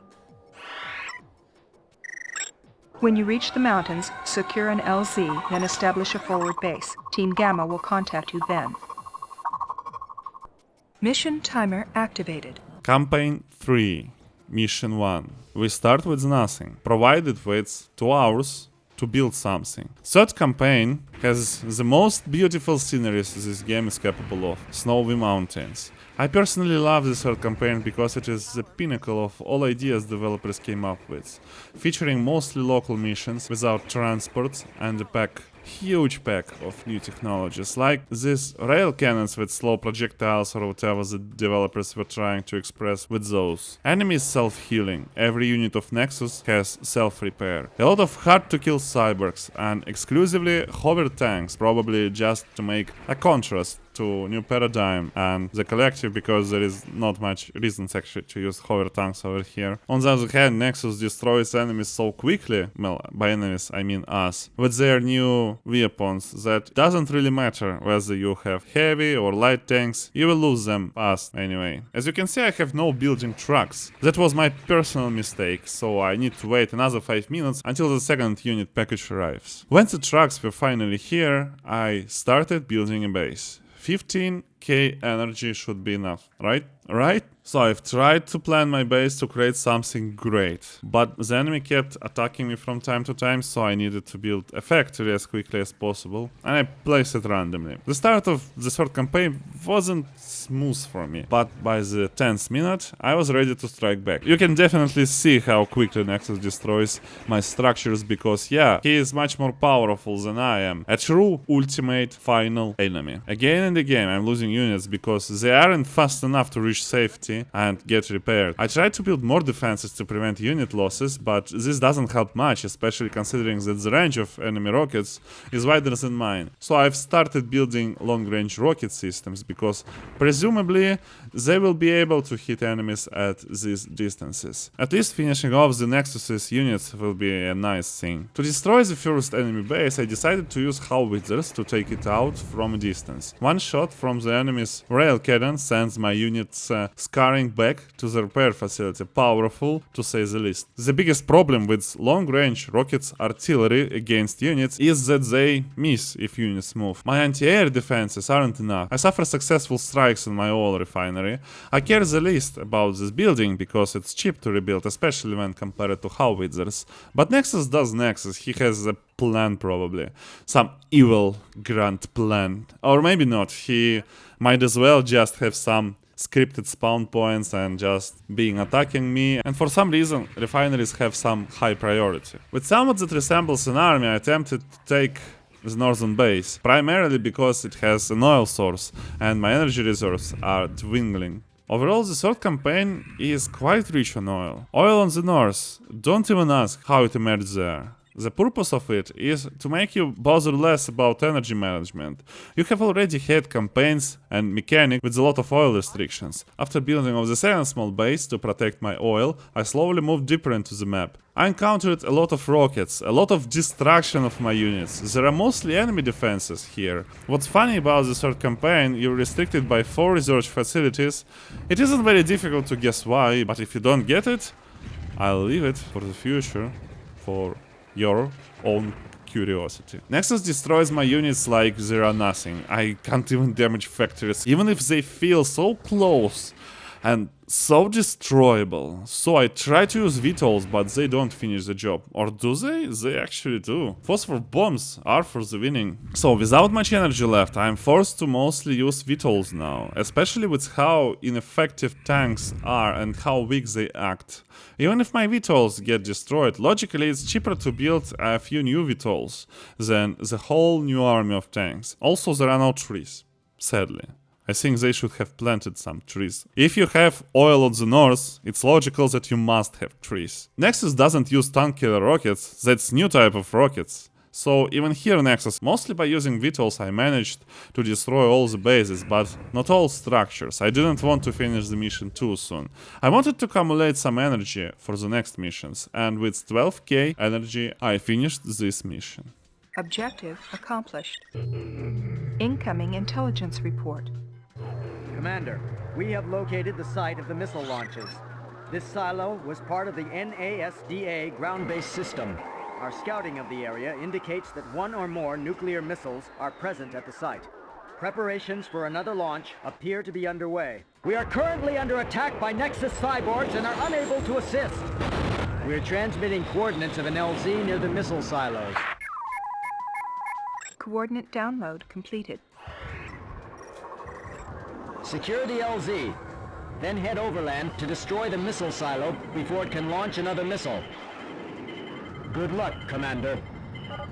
Mission timer activated. In Mission 2, we are still dealing with nuclear missiles. I'm not sure what preparations they need to launch a missile. According to the animation we saw, it looks like a press a button launch. But who knows? Maybe you need to manually put plutonium inside. Imagine you're in Nexus, you have a rocket. You have big cyborgs, but no one with small enough manipulators to operate such a delicate task. Well, maybe they're looking for someone to press some buttons on the keyboard.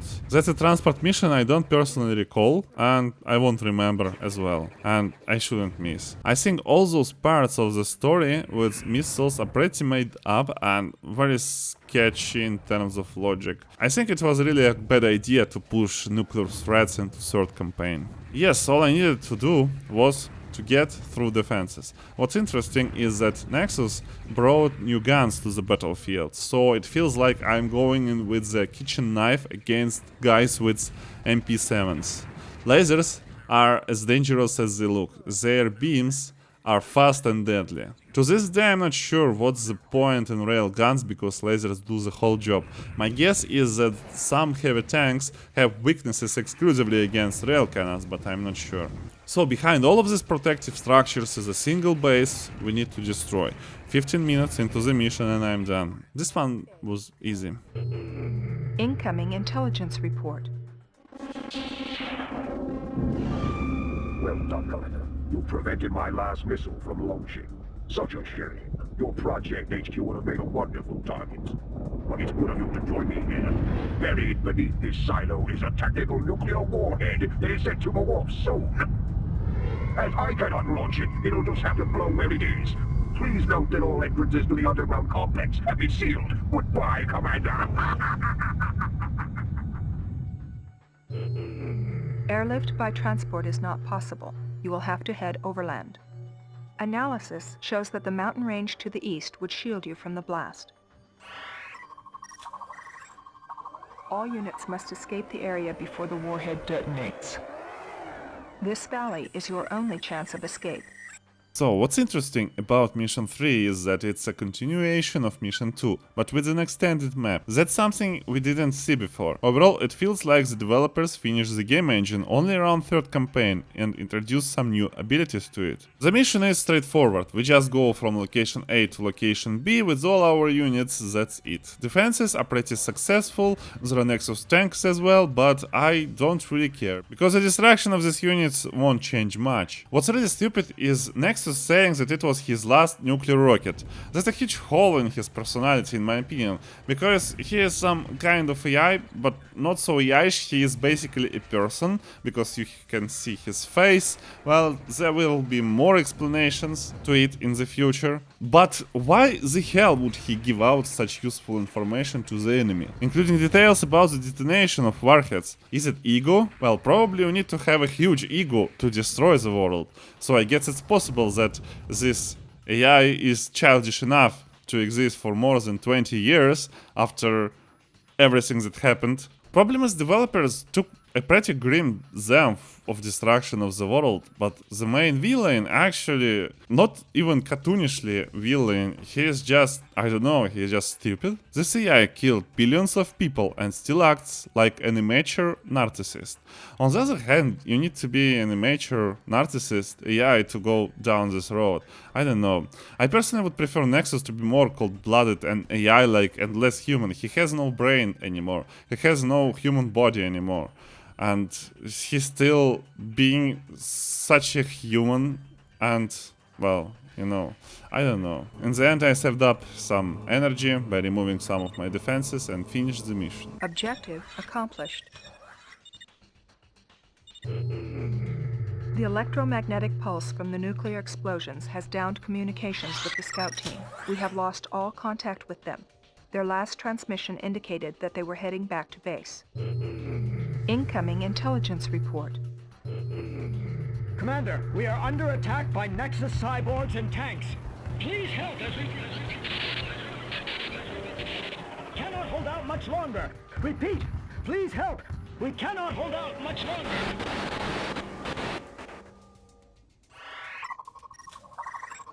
Commander, take your forces north to Gamma Base and help defend it.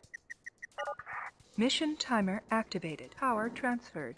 So Team Gamma is still under attack, and we are going to help them, and we get some energy from somewhere for unknown reason. I assembled a strike unit to infiltrate northern parts of the main map, and here I went through the canyon. I think I should have built more defenses around the oil facilities, but I would prefer more energy for my army. The enemy cyborgs are pretty successful at destruction of my tanks, but I slowly kill them as well. It really feels that Nexus was limited a lot to not to smash my forces in a single strike. We reached Gamma Base, but there is a catch. If you enter it right now, the base will come under the control of Nexus, so instead I'm going to destroy Nexus's base first and then enter Gamma base to avoid fighting several bases at the same time. I never tried this, so I want to give it a try. Nexus was somewhat successful in destroying some of my aviation, but it looks like anti-air is not a problem anymore. Nexus is really keen on using cyborgs, and when I enter Nexus's base... Commander. So good of you to join us here at Nexus Base. It was very useful having Gamma Team set up here in the mountains. Their absorption was such a pleasure. Thank you for all those useful technologies you recovered. You and not those fools in the new paradigm and the collective. I'm now activating all your synaptic links so that your forces can meld with Nexus. Your forces are now mine. Welcome to Nexus. No more Gamma base, now it's yet another Nexus base. So that's what we are going to destroy now, our ex-alias. After the destruction of Nexus's mini base, we then collect an artifact to get access to lasers. Yes, that's super unsatisfying to start using new technology so close to the end of the game. I'm not even saying campaign, it's the end of the game, because game consists from 3 campaigns. It was always been a huge shame for me. The next base to destroy is Gamma.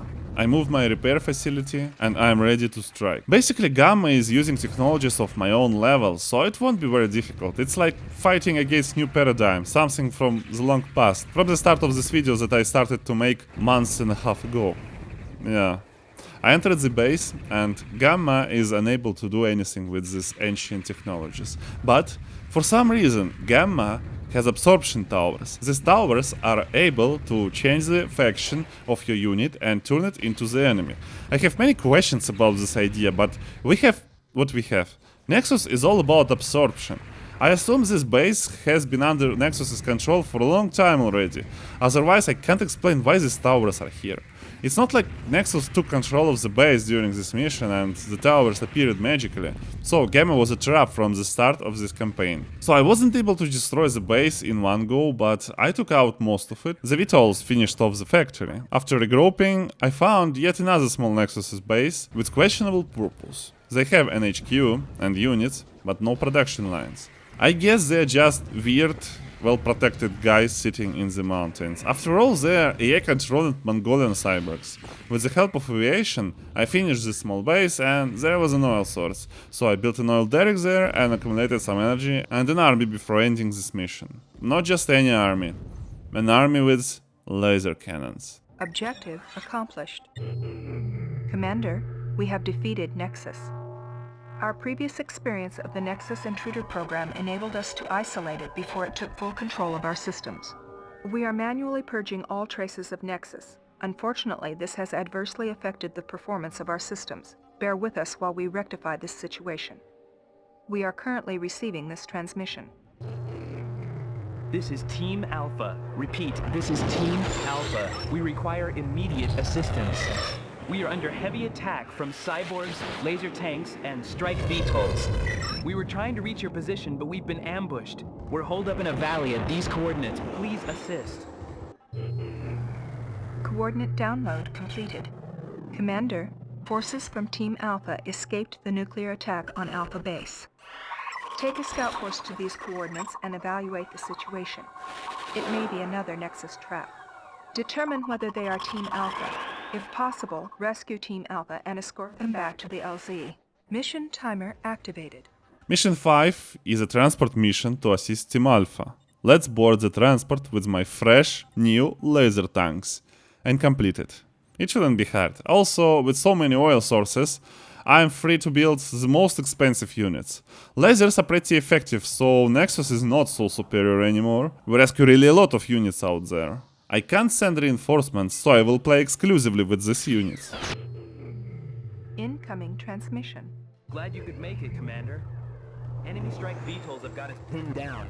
We've managed to hold off cyborgs and tanks, but we haven't been able to make any progress along the valley. Can you try and reach us with anti-aircraft units? Well, they asked for anti-air cannons that I don't really have, and for some reason game allowed me to send reinforcements, because Alpha-based tanks asked me to come with an anti-air cannons. I'm not sure, but I really want to speak to the person who decides about my ability to use or not to use reinforcements. In the end, I reached the Alpha group. Commander, this group has been identified as part of Team Alpha. Rescue them and escort them to the LZ. Return to LZ. And now I need to take them to the LZ. Of course, Team Alpha has the slowest units possible, but they're kind of free units, so there is not much to complain about, to be honest. The rest is just waiting for your units to reach the LZ. This is really a 15-minute mission yet again. I am proceeding through this campaign really fast. Objective accomplished. Briefing commences. Team Alpha, power transfer in progress. Commander, after you left the western sector, we recovered this artifact from a new Paradigm installation. We were unable to return it to Alpha Base before the nuclear strike. We believe it to be part of the synaptic link technology. The benefits from researching it could be vast. At the new Paradigm installation, we also discovered information relating to the Reed Corporation and Nexus. The Reed Corporation was founded by Dr. Alan Reed. In 2080, Dr. Reed landed a contract with the US military to develop the synaptic link technology. After patenting the synaptic link 5 years later, Dr. Reed continued his research into cybernetics. His goal this time was to allow transfer of human consciousness into data streams that could meld with computer technologies, while in cyberspace the operators' bodies were kept in immersion tanks. Backed again by the military, Dr. Reed began work on the Nexus Intruder program. After 3 years with little progress, the military abandoned the Nexus project and cut Dr. Reed's funding. Reports at the time claimed that Dr. Reed was furious and vowed to have his revenge on all who got in his way. It appears that Dr. Reed may have succeeded in his goals and completed the Nexus Intruder program. The similarity between Nexus and Dr. Reed is striking. Such an interesting history lesson. Now allow me to bring you up to date. The Nexus Intruder program was created in order to control fools like you. It's very simple for me to infiltrate your systems and take them over. It's so simple, in fact, that you wouldn't even know I was there. That is, until I activate parts of myself etched into your core systems. Let's start by activating Nexus in your core system to see what happens. Commander, we are experiencing interference with our equipment. Normal service will be restored as soon as possible. Enemy forces are attacking us from these coordinates. Defend the base and the landing zone.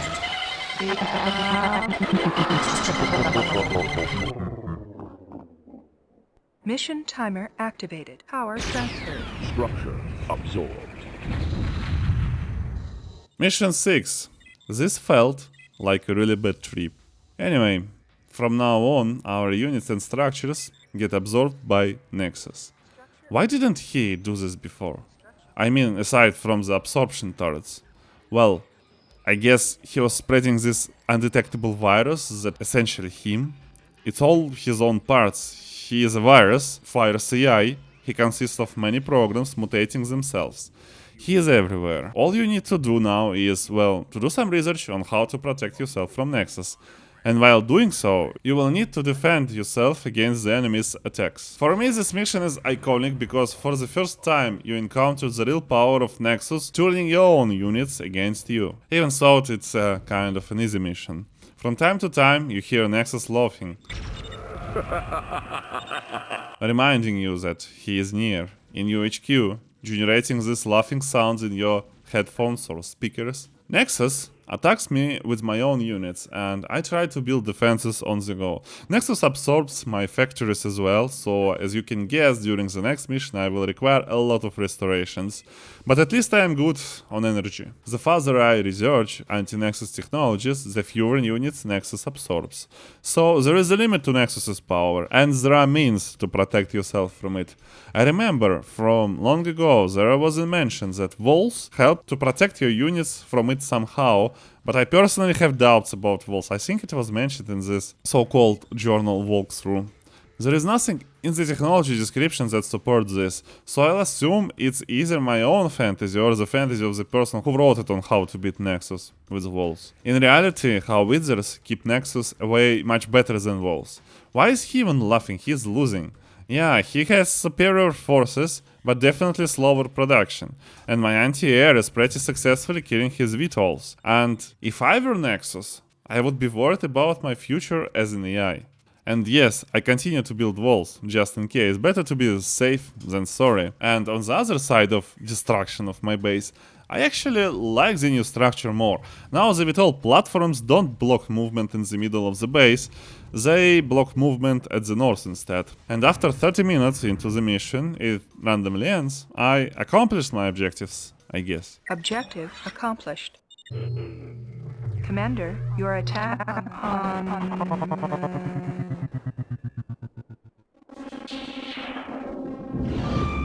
Commander, you're proving to be more resilient than I thought. Such a pity that you refused to join me earlier. But no matter, as you'll not be here much longer. After much searching and reprogramming, I finally got all my systems back online. Once I destroyed the world with nuclear fire to clear the way for my cybernetic future, I now intend to further shape the world into my own image by surgically removing unwanted growths like yourself. My laser satellites are now powering up. I intend to test them on you first, Commander!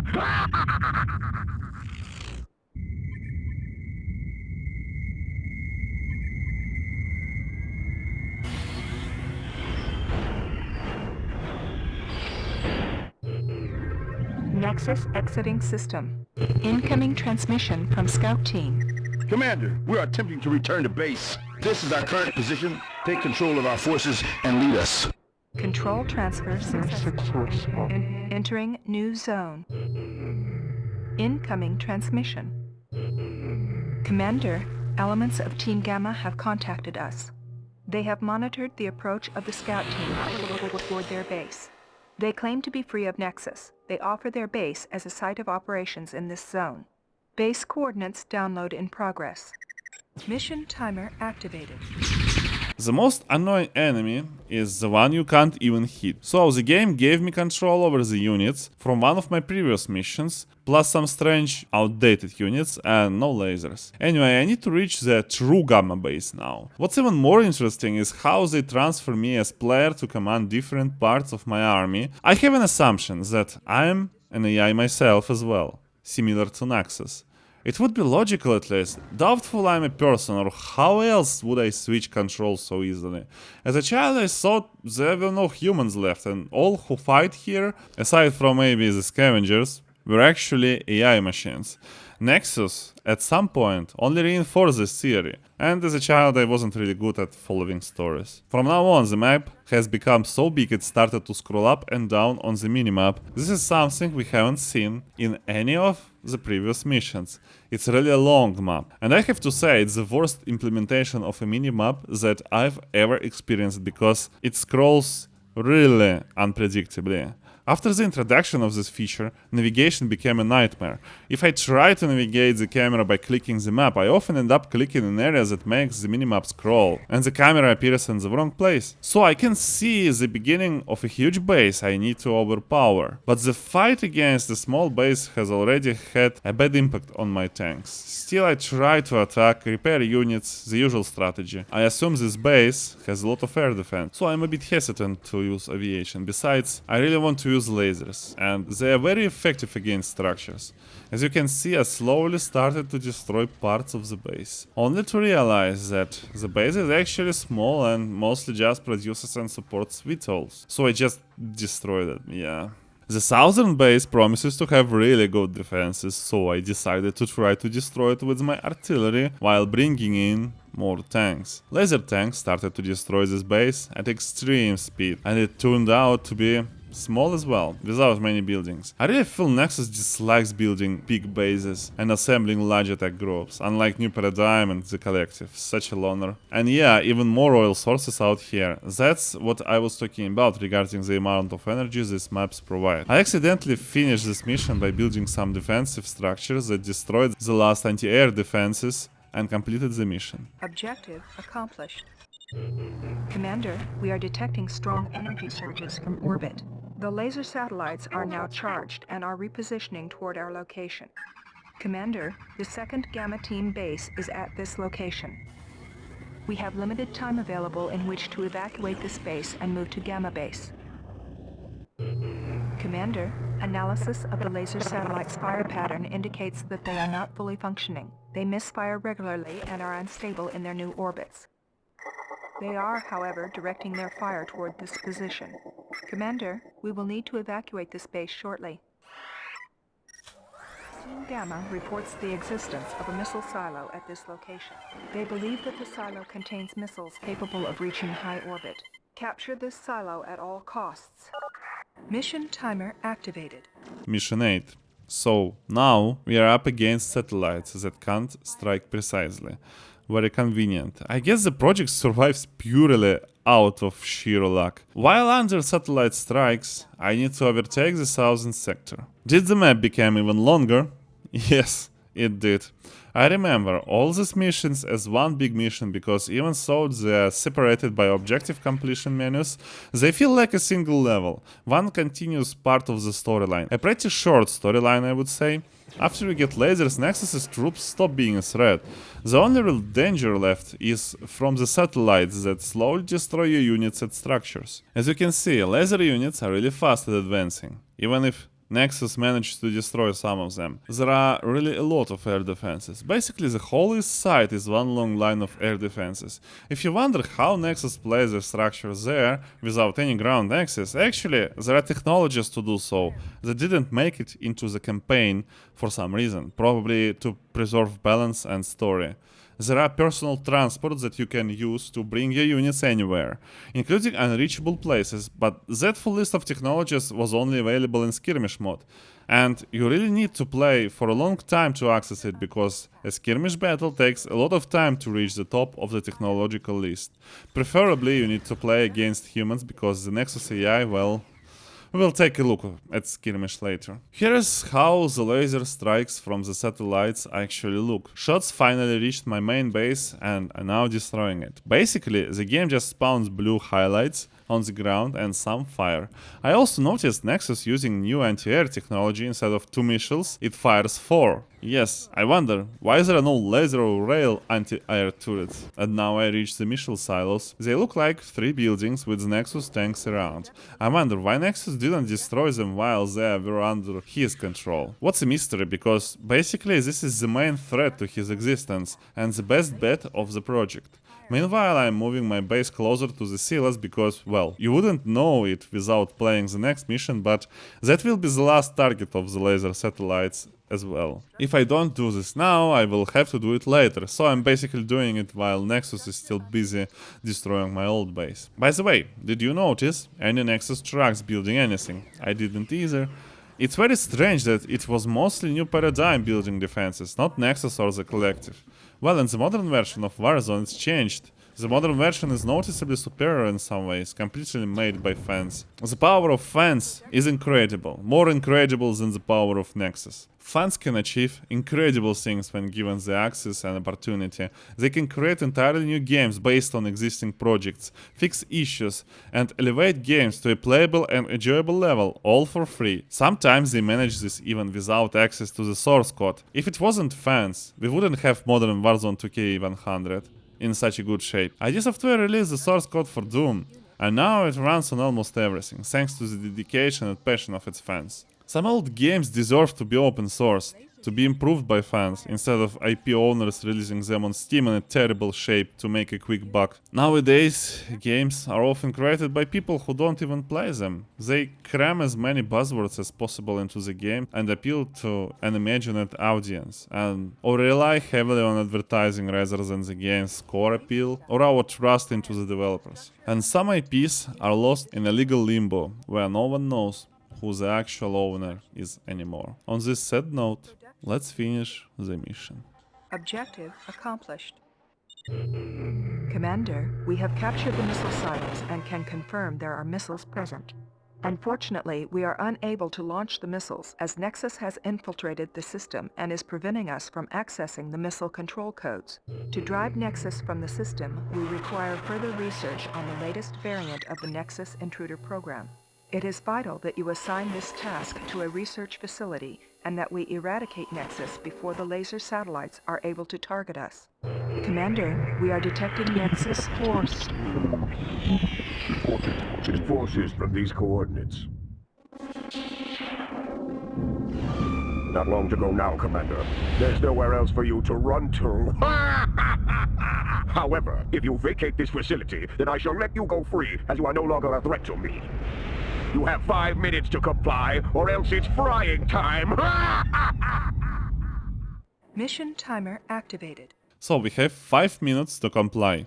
Nexus asks us to leave the map, but I don't know how to do so. Have you noticed that there was a base to the west I didn't destroy? Well, there was a base, and now it has simply disappeared. Imagine building rocket silos right in the oil pool.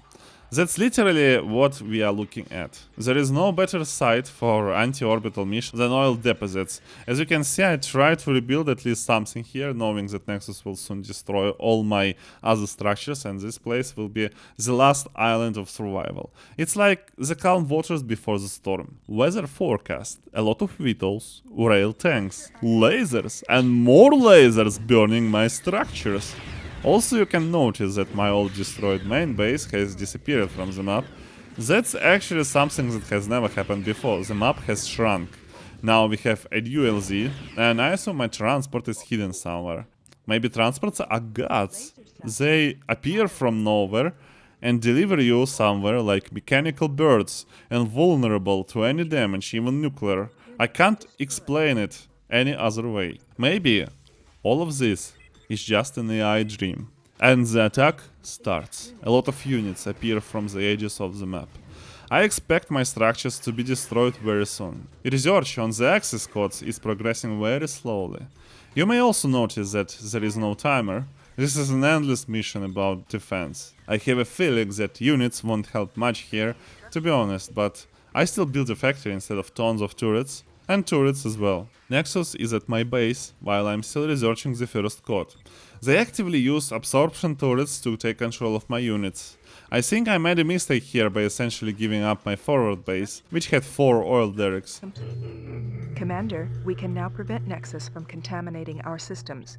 Nexus has been eradicated from all project systems. We are now attempting to access the missile control codes.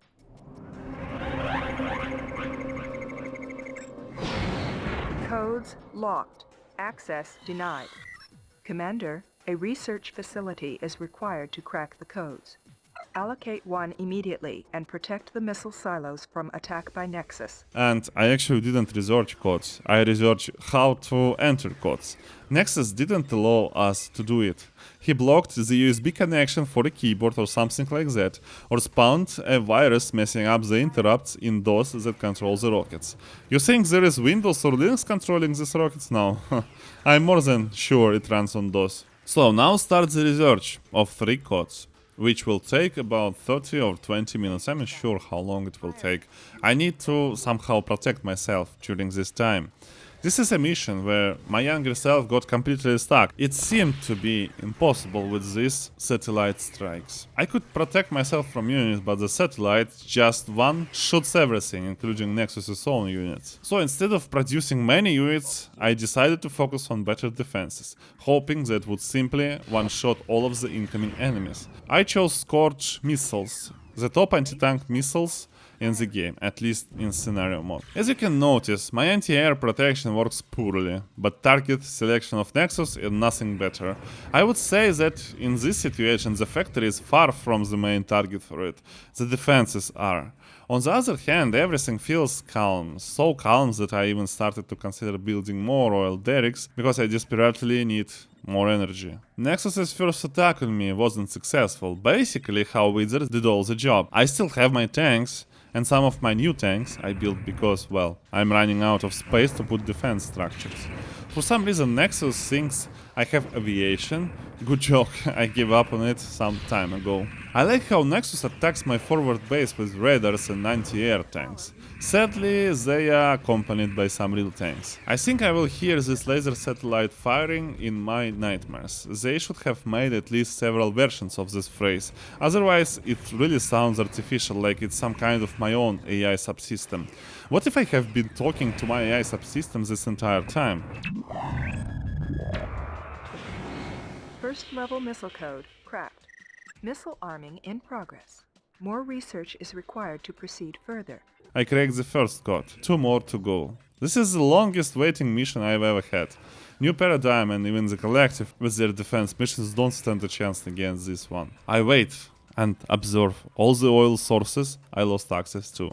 If I try to restore them, the trucks will probably get destroyed by the satellite immediately.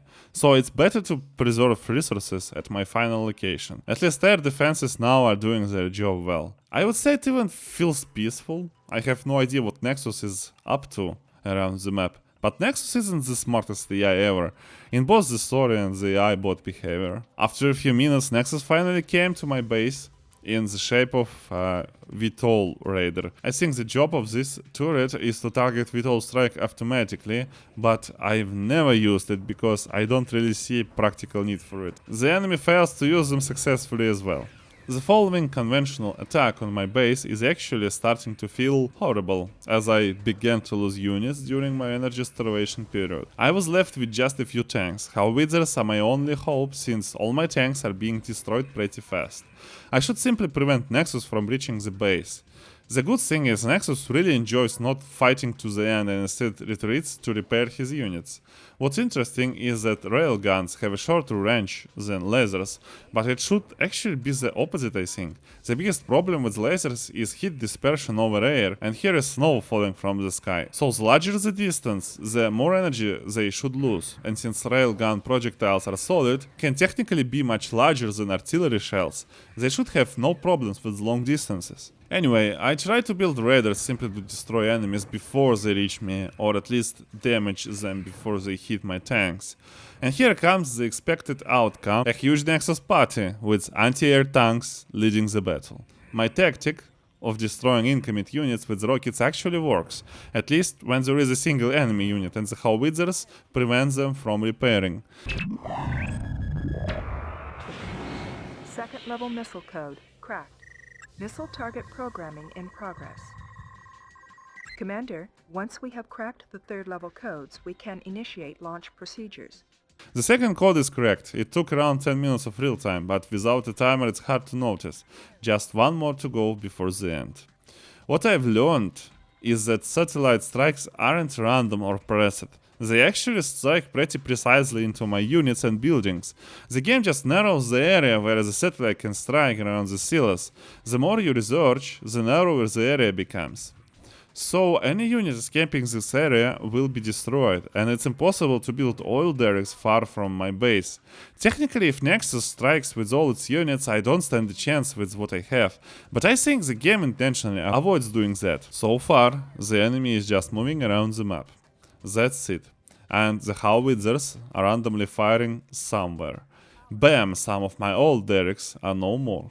Satellite strikes are getting closer, but I've only researched half of the last codes. Bam! I realized how few trucks I have left, and well, how few of my anti-air defenses are still functioning. The enemy is now able to reach my factory with their attacks, and all I can do is wait for the research to complete under the satellite strikes that are destroying my last base.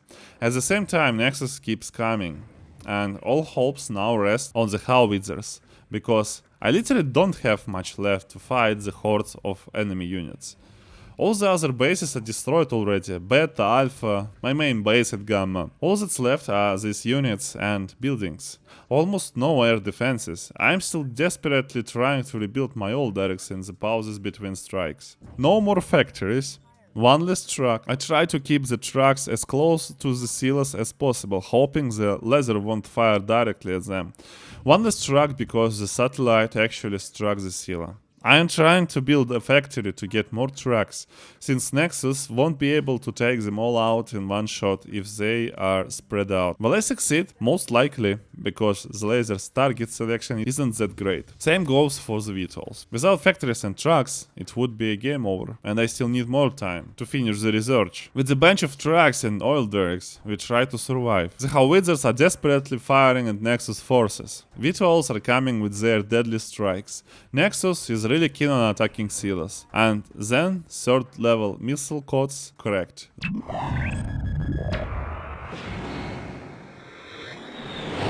Third level missile code cracked. Missile launch sequence initiated.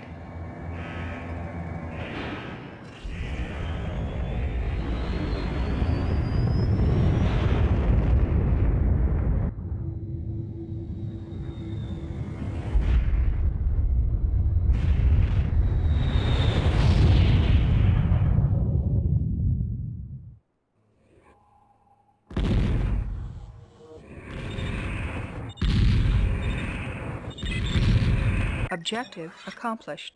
Probably one of the most intense missions in the game. It's finally finished and I can relax a bit. The mission took 1 hour with 4 technologies to research. I assume each technology took about 15 minutes to complete. And in the last mission of the game, I was for some reason asked to insert disk 1. Briefing commences.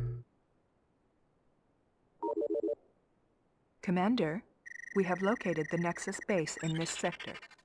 This area contains numerous Nexus structures.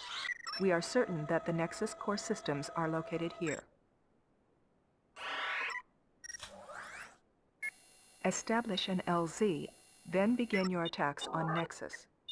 We are detecting Nexus interference in our systems.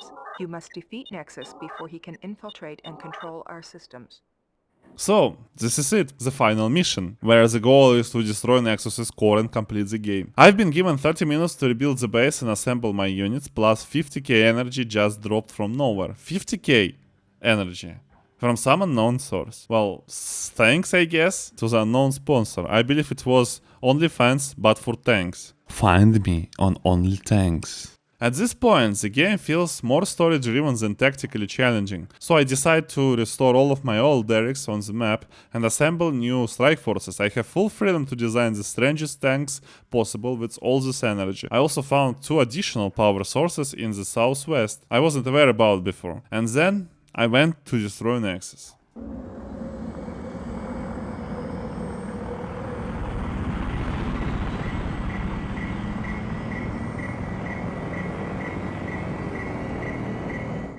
That was a strange video decision. Why developers decided to show me a night flight is still a mystery. Anyway, the timer for reinforcements is set to just 1 minute, so I probably guessed right, this final siege won't be anything difficult. And it's odd that we have had no more messages from Nexus. Maybe he's crying in a virtual corner over his lost satellites or something, I don't know. I also have new units with railguns that I didn't use before. They have a shorter range than lasers, but in exchange they have a lot of health points. Honestly, they look pretty fragile. And with lasers, Scourge missiles and railguns, I'm ready to investigate the map and see what awaits me. Definitely some air defenses, a lot of long-range rockets, some factories. I guess this map is just packed with bases. But the good thing is there is no timer. I can prolong the pleasure of destroying these bases for as long as I want. Nexus has a nuclear reactor, from which he draws unlimited energy. Yes, the one that looks like a Nordic burn, and he lost somehow to someone like me. I'm still finding artifacts of lost technologies during this final mission. It's actually pretty awful, if you ask me, because the real thrill of this game comes from unlocking new weapons in tech, then using them against the enemy. This mission doesn't provide enough time to enjoy that aspect fully.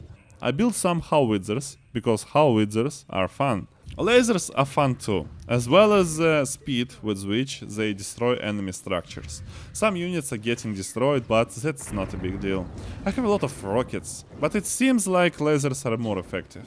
Laser tanks have more health points with the same range. Finally, I destroy the first base from the last pack of game bases, progressing in parallel with the radar building to coordinate howitzers. One more artifact, and it provides me with the most powerful railgun in the game. The enemy has plasma artillery, which you can absorb through strange artillery strikes. It's a unique building you won't get access to. Well, the same goes for self-repair. It's a powerful weapon, the pride of Nexus, and a source of fear for your units. Overall, it's a pretty effective weapon, precise and deadly. I lost most of my trucks to it. I decided to finish the defenses that would most likely help target this plasma artillery. There is now a final destination open, Nexus's main base with the Nexus core.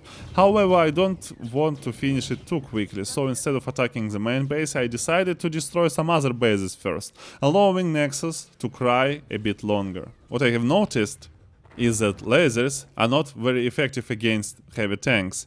They're slow to kill them, but with the number of lasers I have, it doesn't really matter. And I've gained access to yet another one from the last technologies. I also received some new long-range rockets, which I probably won't even use. It looks like this was the last side base, and only the massive main base is left. I slowly moved towards it, destroying the remaining defenses. As you can see, Nexus is not very successful in repelling my strikes. I essentially came as an inevitable force to finish the job. A hurricane against the grass. Is it a nice mission? Well, I definitely feel satisfaction. Throughout all 3 campaigns, I have been heading here, piece by piece, collecting knowledge about Nexus, and who is behind the destruction of the world. Am I satisfied with the difficulty of this mission? I would say no. Even considering that I am playing on normal difficulty, I would expect this mission to be much harsher on the player. Otherwise, it undermines the portrayal of Nexus as something incredibly powerful and dangerous. Nexus has a command control center to build and use commanders, but it never actually uses them. And here is plasma artillery, and here is plasma artillery no more. With regrouped forces, I decided to look around. Base is indeed huge. There is a separate part of the base dedicated exclusively for VTOLs. And basically we are here at the end of the game. Last part of Nexus's base. And Nexus is still silent, not even trying to offer me something, so this is the end. Last buildings to destroy. And the mission ends.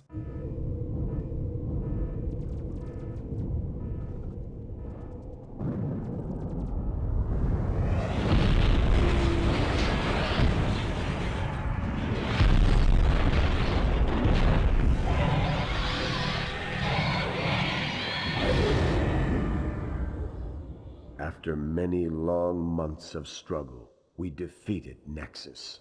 The war started by Dr. Reed was over. We have recovered many of the technologies we sought. It is now time to use them to rebuild the world. Slowly, out of the ashes, we will rise again.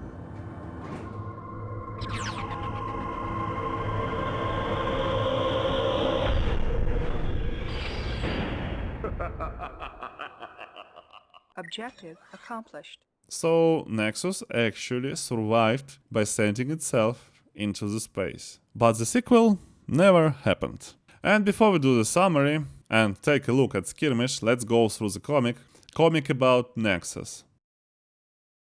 Warzone 2K100 The Deliverance Project by Pumpkin Studios, 26 March 1999.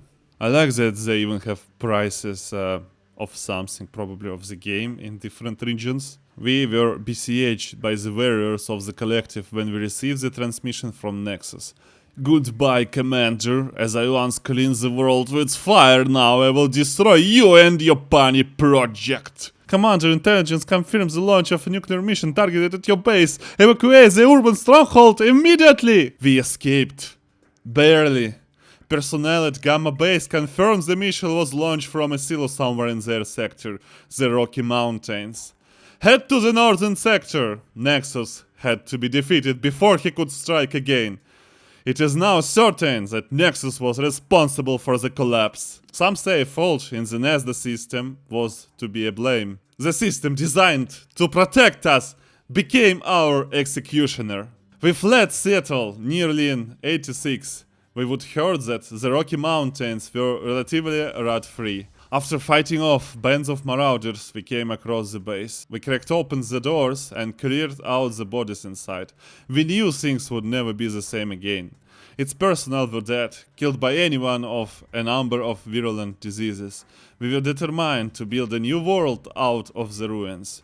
We rebuilt the landing pads and brought the old systems back online. We were finally ready to begin the project. Team Alpha headed to the western sector searching for vital pre-collapse technology. The sector was under the control of Marauders and the new paradigm. Intruders! You are in contravention of the new paradigm. You will be destroyed. They were a survivalist organization dedicated to creating a military state in the western sector. We recovered the synaptic link technology. This led to our first encounter with the mysterious Nexus. Your interference in my plans for the new paradigm will not go unpunished. You are weak flesh, things, and I am strong. In response to Team Beta's distress signal, we proceeded to the eastern sector to assist.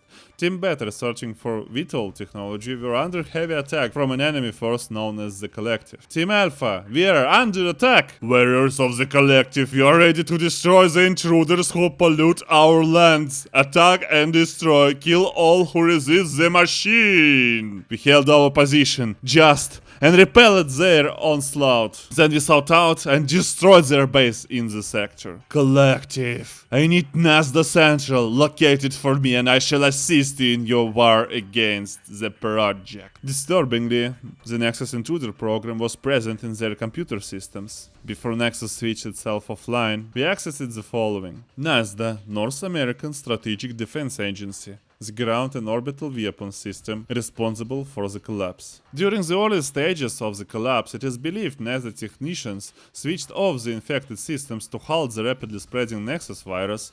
This seems to have prevented the orbital assets from firing. The ensuing electromagnetic pulses sent shockwaves blasting through Nexus's core processor. Remnants of Nexus's consciousness have been attempting to recover any of its still functioning memory banks and a link to the remaining NASA systems. What is the connection between Nexus and the Synaptic Link technology designed by the Reed Corporation? The Synaptic Links allows for almost instantaneous transfer of human thought from human operators to vehicle control and guidance systems via high-speed data transfer port fitted into the base of the skull, circling the spinal column. The creation of cyborgs was made possible. Commander, analysis of Nasda Central leaves no doubt that the Collective introduced the Nexus Intruder program to it. There may be a link between Dr. Reed and Nexus. Commander, Team Gamma reporting, Nexus must have gained control of a Nasda missile silo somewhere in our territory. Evacuate Beta Base and proceed to the northern sector.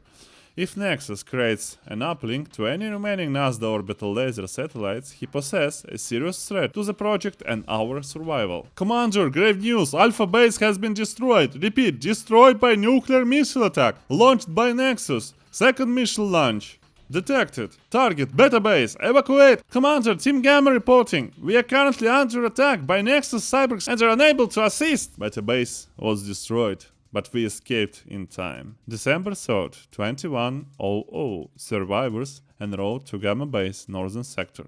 The present.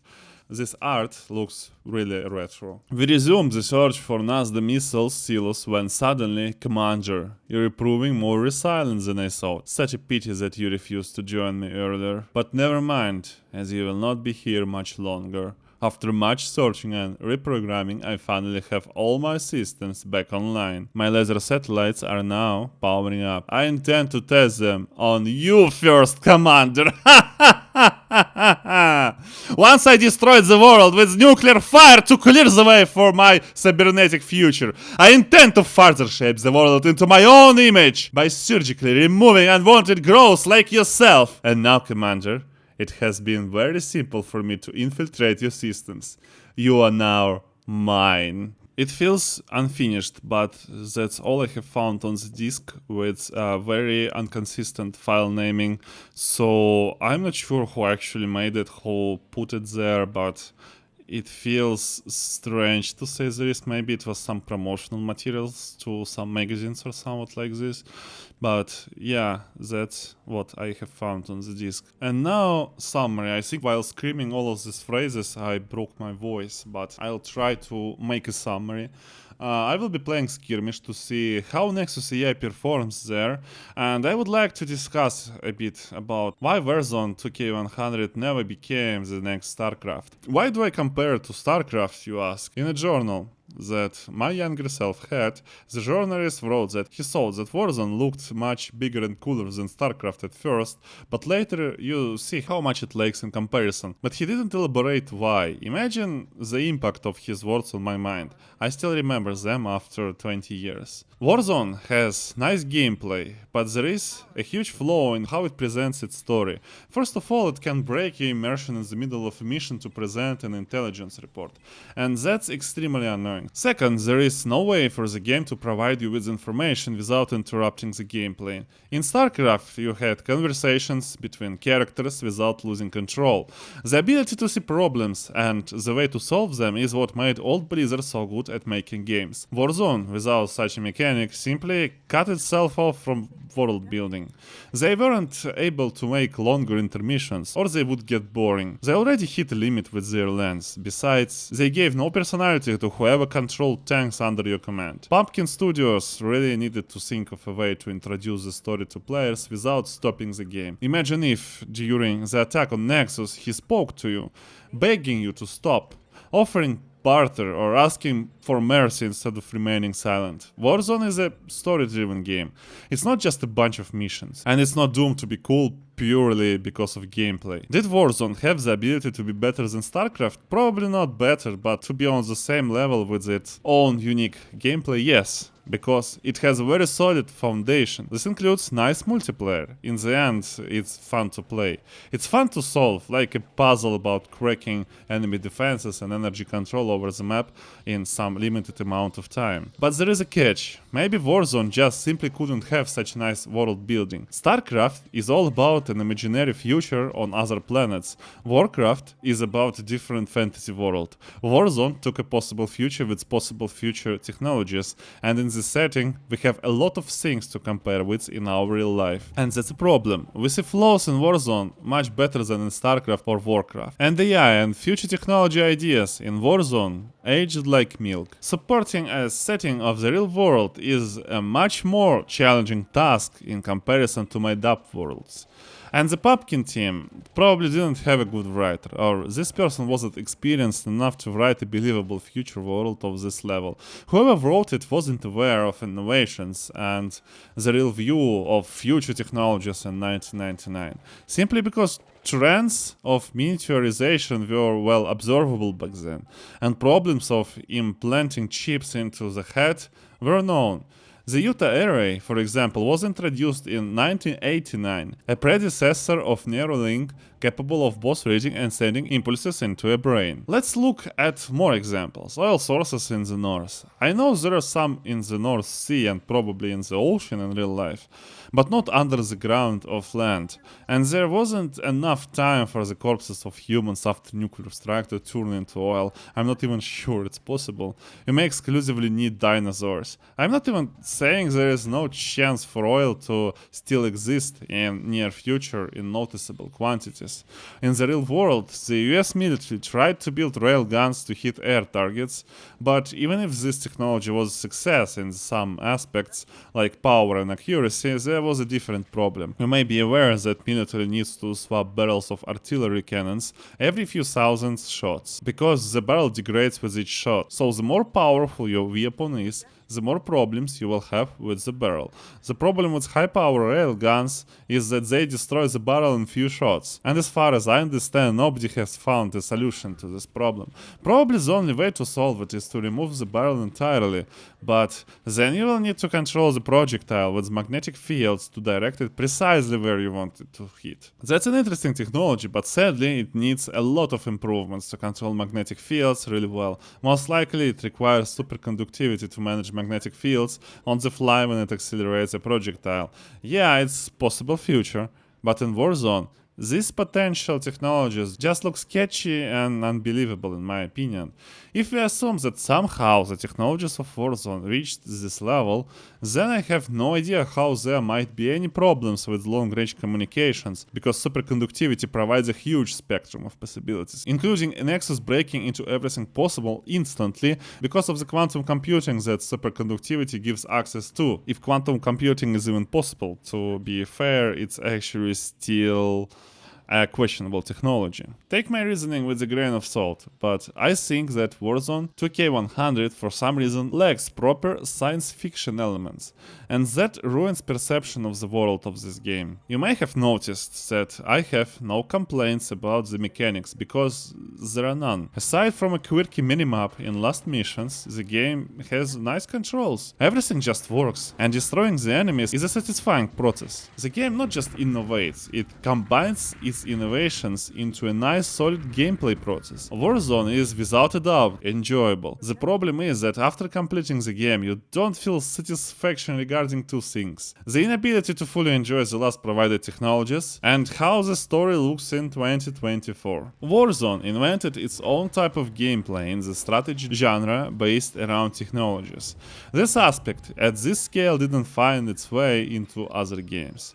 There are no other strategies like Warzone with such a massive technological tree. With more than 100 technologies add to this aircraft blueprinting. There are many other strategy games with different gameplay styles like Age of Empires, Warcraft 3, Red Alert, tons of World War II strategies, that and ground controls that are built around controlling areas of the map. Perimeter is one of its own kind with transformation of units on the fly, even planetary battles in Space Rangers. Not all of them even have technologies to research. And Warzone is unique in its own approach. This game burned into my memory so deeply I even tried to recreate it when I started to code around being 15 or so.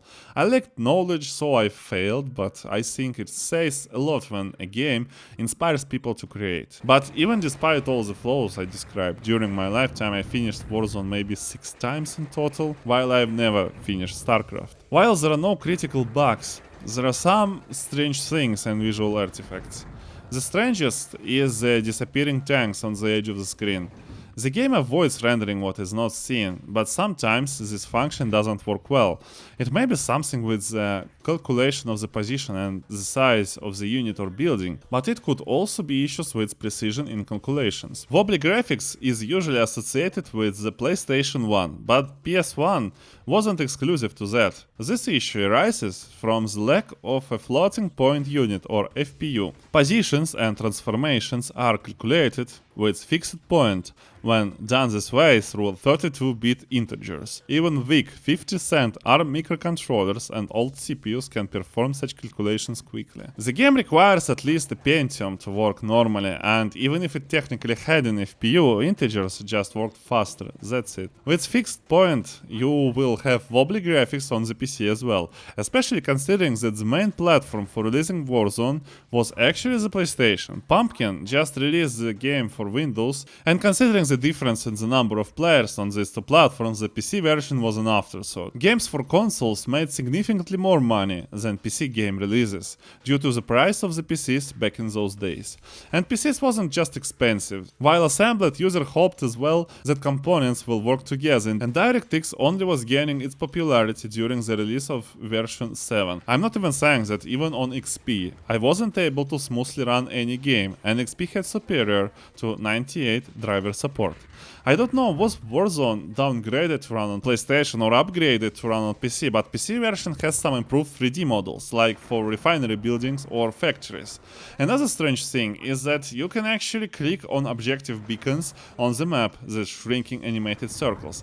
I didn't know it was even possible for a long time. I definitely didn't discover it on PlayStation. However, on PC, sometimes they click randomly, like the game misdetects clicks on 3D objects. When you press the right mouse button and hold it, the timer stops changing. Actually, it's still ticking in the background, but the right mouse button prevents it from being redrawn. That one is one of my personal favorites. The next issue is more annoying. Fast shooting, how Wither sometimes can't hit a unit. Even if the shot visually connects, nothing happens to the unit. Another annoying thing is that if you don't have a numpad, you can't zoom in and zoom out. As for the music, it's still a mystery. I tried to search for any information, but Warzone forum claims version 1.10 and Windows 98 to be unsupported, so there is no information how to make it work. Is there any music at all? I don't know. As I said, PC version of this game wasn't really popular, and most people remember it by PlayStation release. There is no light. I can't for myself to call the highlight of explosions or cannon strikes light, because the game simply changes the color of the vertices on the ground. It's as basic as it sounds. It is the most rudimentary lightning effect imaginable. The same recoloring engine does for damaged buildings. I've mentioned it, there is no transparency. You may ask about smoke and explosions. Well, transparency has a very specific formula. Basically, it's a specific way to blend pixels together. And since the formula isn't simple, and there are a lot of pixels, old game used a simpler method for effects. Addition blending. Black adds nothing because it adds zeros. White makes the pixel white because it adds the maximum of color. That's why when you have a lot of effects in one place, like in the middle of a repair particles effect, it looks white. Order matters for transparency. It's not a big deal, but it adds an additional load for the CPU to order all the particles. If you have 3 glass windows, you need to blend the first one, then the second, then the third. Otherwise, the color will be wrong. Real transparency requires sorting. Addition doesn't care about the order of arguments, so it removes the necessity of sorting. As for shadows, there are none. That's strange, not even rectangles underneath the tanks. You might be surprised, but some PlayStation games had real shadows. So the target platform is not an excuse. This makes the game look flat. Remember I said you can use additive color blending for effects? Well, you can use subtraction as well to create shadows. Why videos use black stripes is still a mystery for me. Tanka was a shooter from 1997 that I reviewed earlier, and it had normal videos, while Warzone is younger. Besides, the main video of intelligence reports is the same video on a loop with a different audio stream, so I have big doubts it's done for size reduction. The game utilizes 2 discs, so I'll leave this as a mystery. Falling buildings are scaled down instead of really falling under the terrain. I assume they are part of the terrain or implemented in a very specific way, not just as objects on the terrain, but as part of it. This is part of the optimization, probably. Now regarding skirmish, Nexus is not a real threat in the original game, especially while playing skirmish. That's the conclusion I've drawn. When you learn a bit about how to play, it becomes really easy to defeat Nexus. Just capture oil sources faster than he does, and that's it. When you defeat your first opponent, you gain more energy than your rivals, and you are free to destroy the rest of the enemies. The maps for skirmish are actually great. There is nothing to complain about here. They are interesting to play with different layouts of starting points and ways to progress against your enemies. However, since the maps are big, a minimap uses scrolling, and I've already mentioned how annoying this becomes when it has a scroll. Usually battles end much earlier than you even reach lasers technology. One of the balance problems in skirmish is that you often don't face rivals of the same technological level. Someone always becomes much more powerful than others and ends up destroying everyone. This applies to both players and AI, leaving no chance for a comeback. Skirmish can be harsh. The only exception is high oil maps in the modern version, but this basically provides a fixed number of oil sources, which somewhat limits the progression for all players on the same level, so everyone can be equal. As a kind of a life hack, you can actually limit the number of buildings. For example, you can restrict oil refineries to 1 per player and set maximum of 4 oil sources for everyone. This will make the sides equal in the speed of their research progression and will force players to concentrate on preserving their armies. However, don't expect Nexus to use this approach wisely. I think even modern AI would struggle with it. With only 4 oil sources, you will be reaching high-end technologies extremely slowly. That's it. I think we have gone through everything in this game. It has been a massive review. I feel like I've written a novel based on this scenario. I really hope I touched on most aspects of the game, especially considering my own feelings toward Warzone. I'm still trying to find the format that people enjoy, and if you like long videos and have watched this far, please leave a like so I'll know that I should create more detailed reviews instead of shorter ones that cover only the main aspects. I believe that by removing all the water I draw on my viewers in, I will cut them off the feeling of the game I try to share here. So goodbye and good luck. See you next time.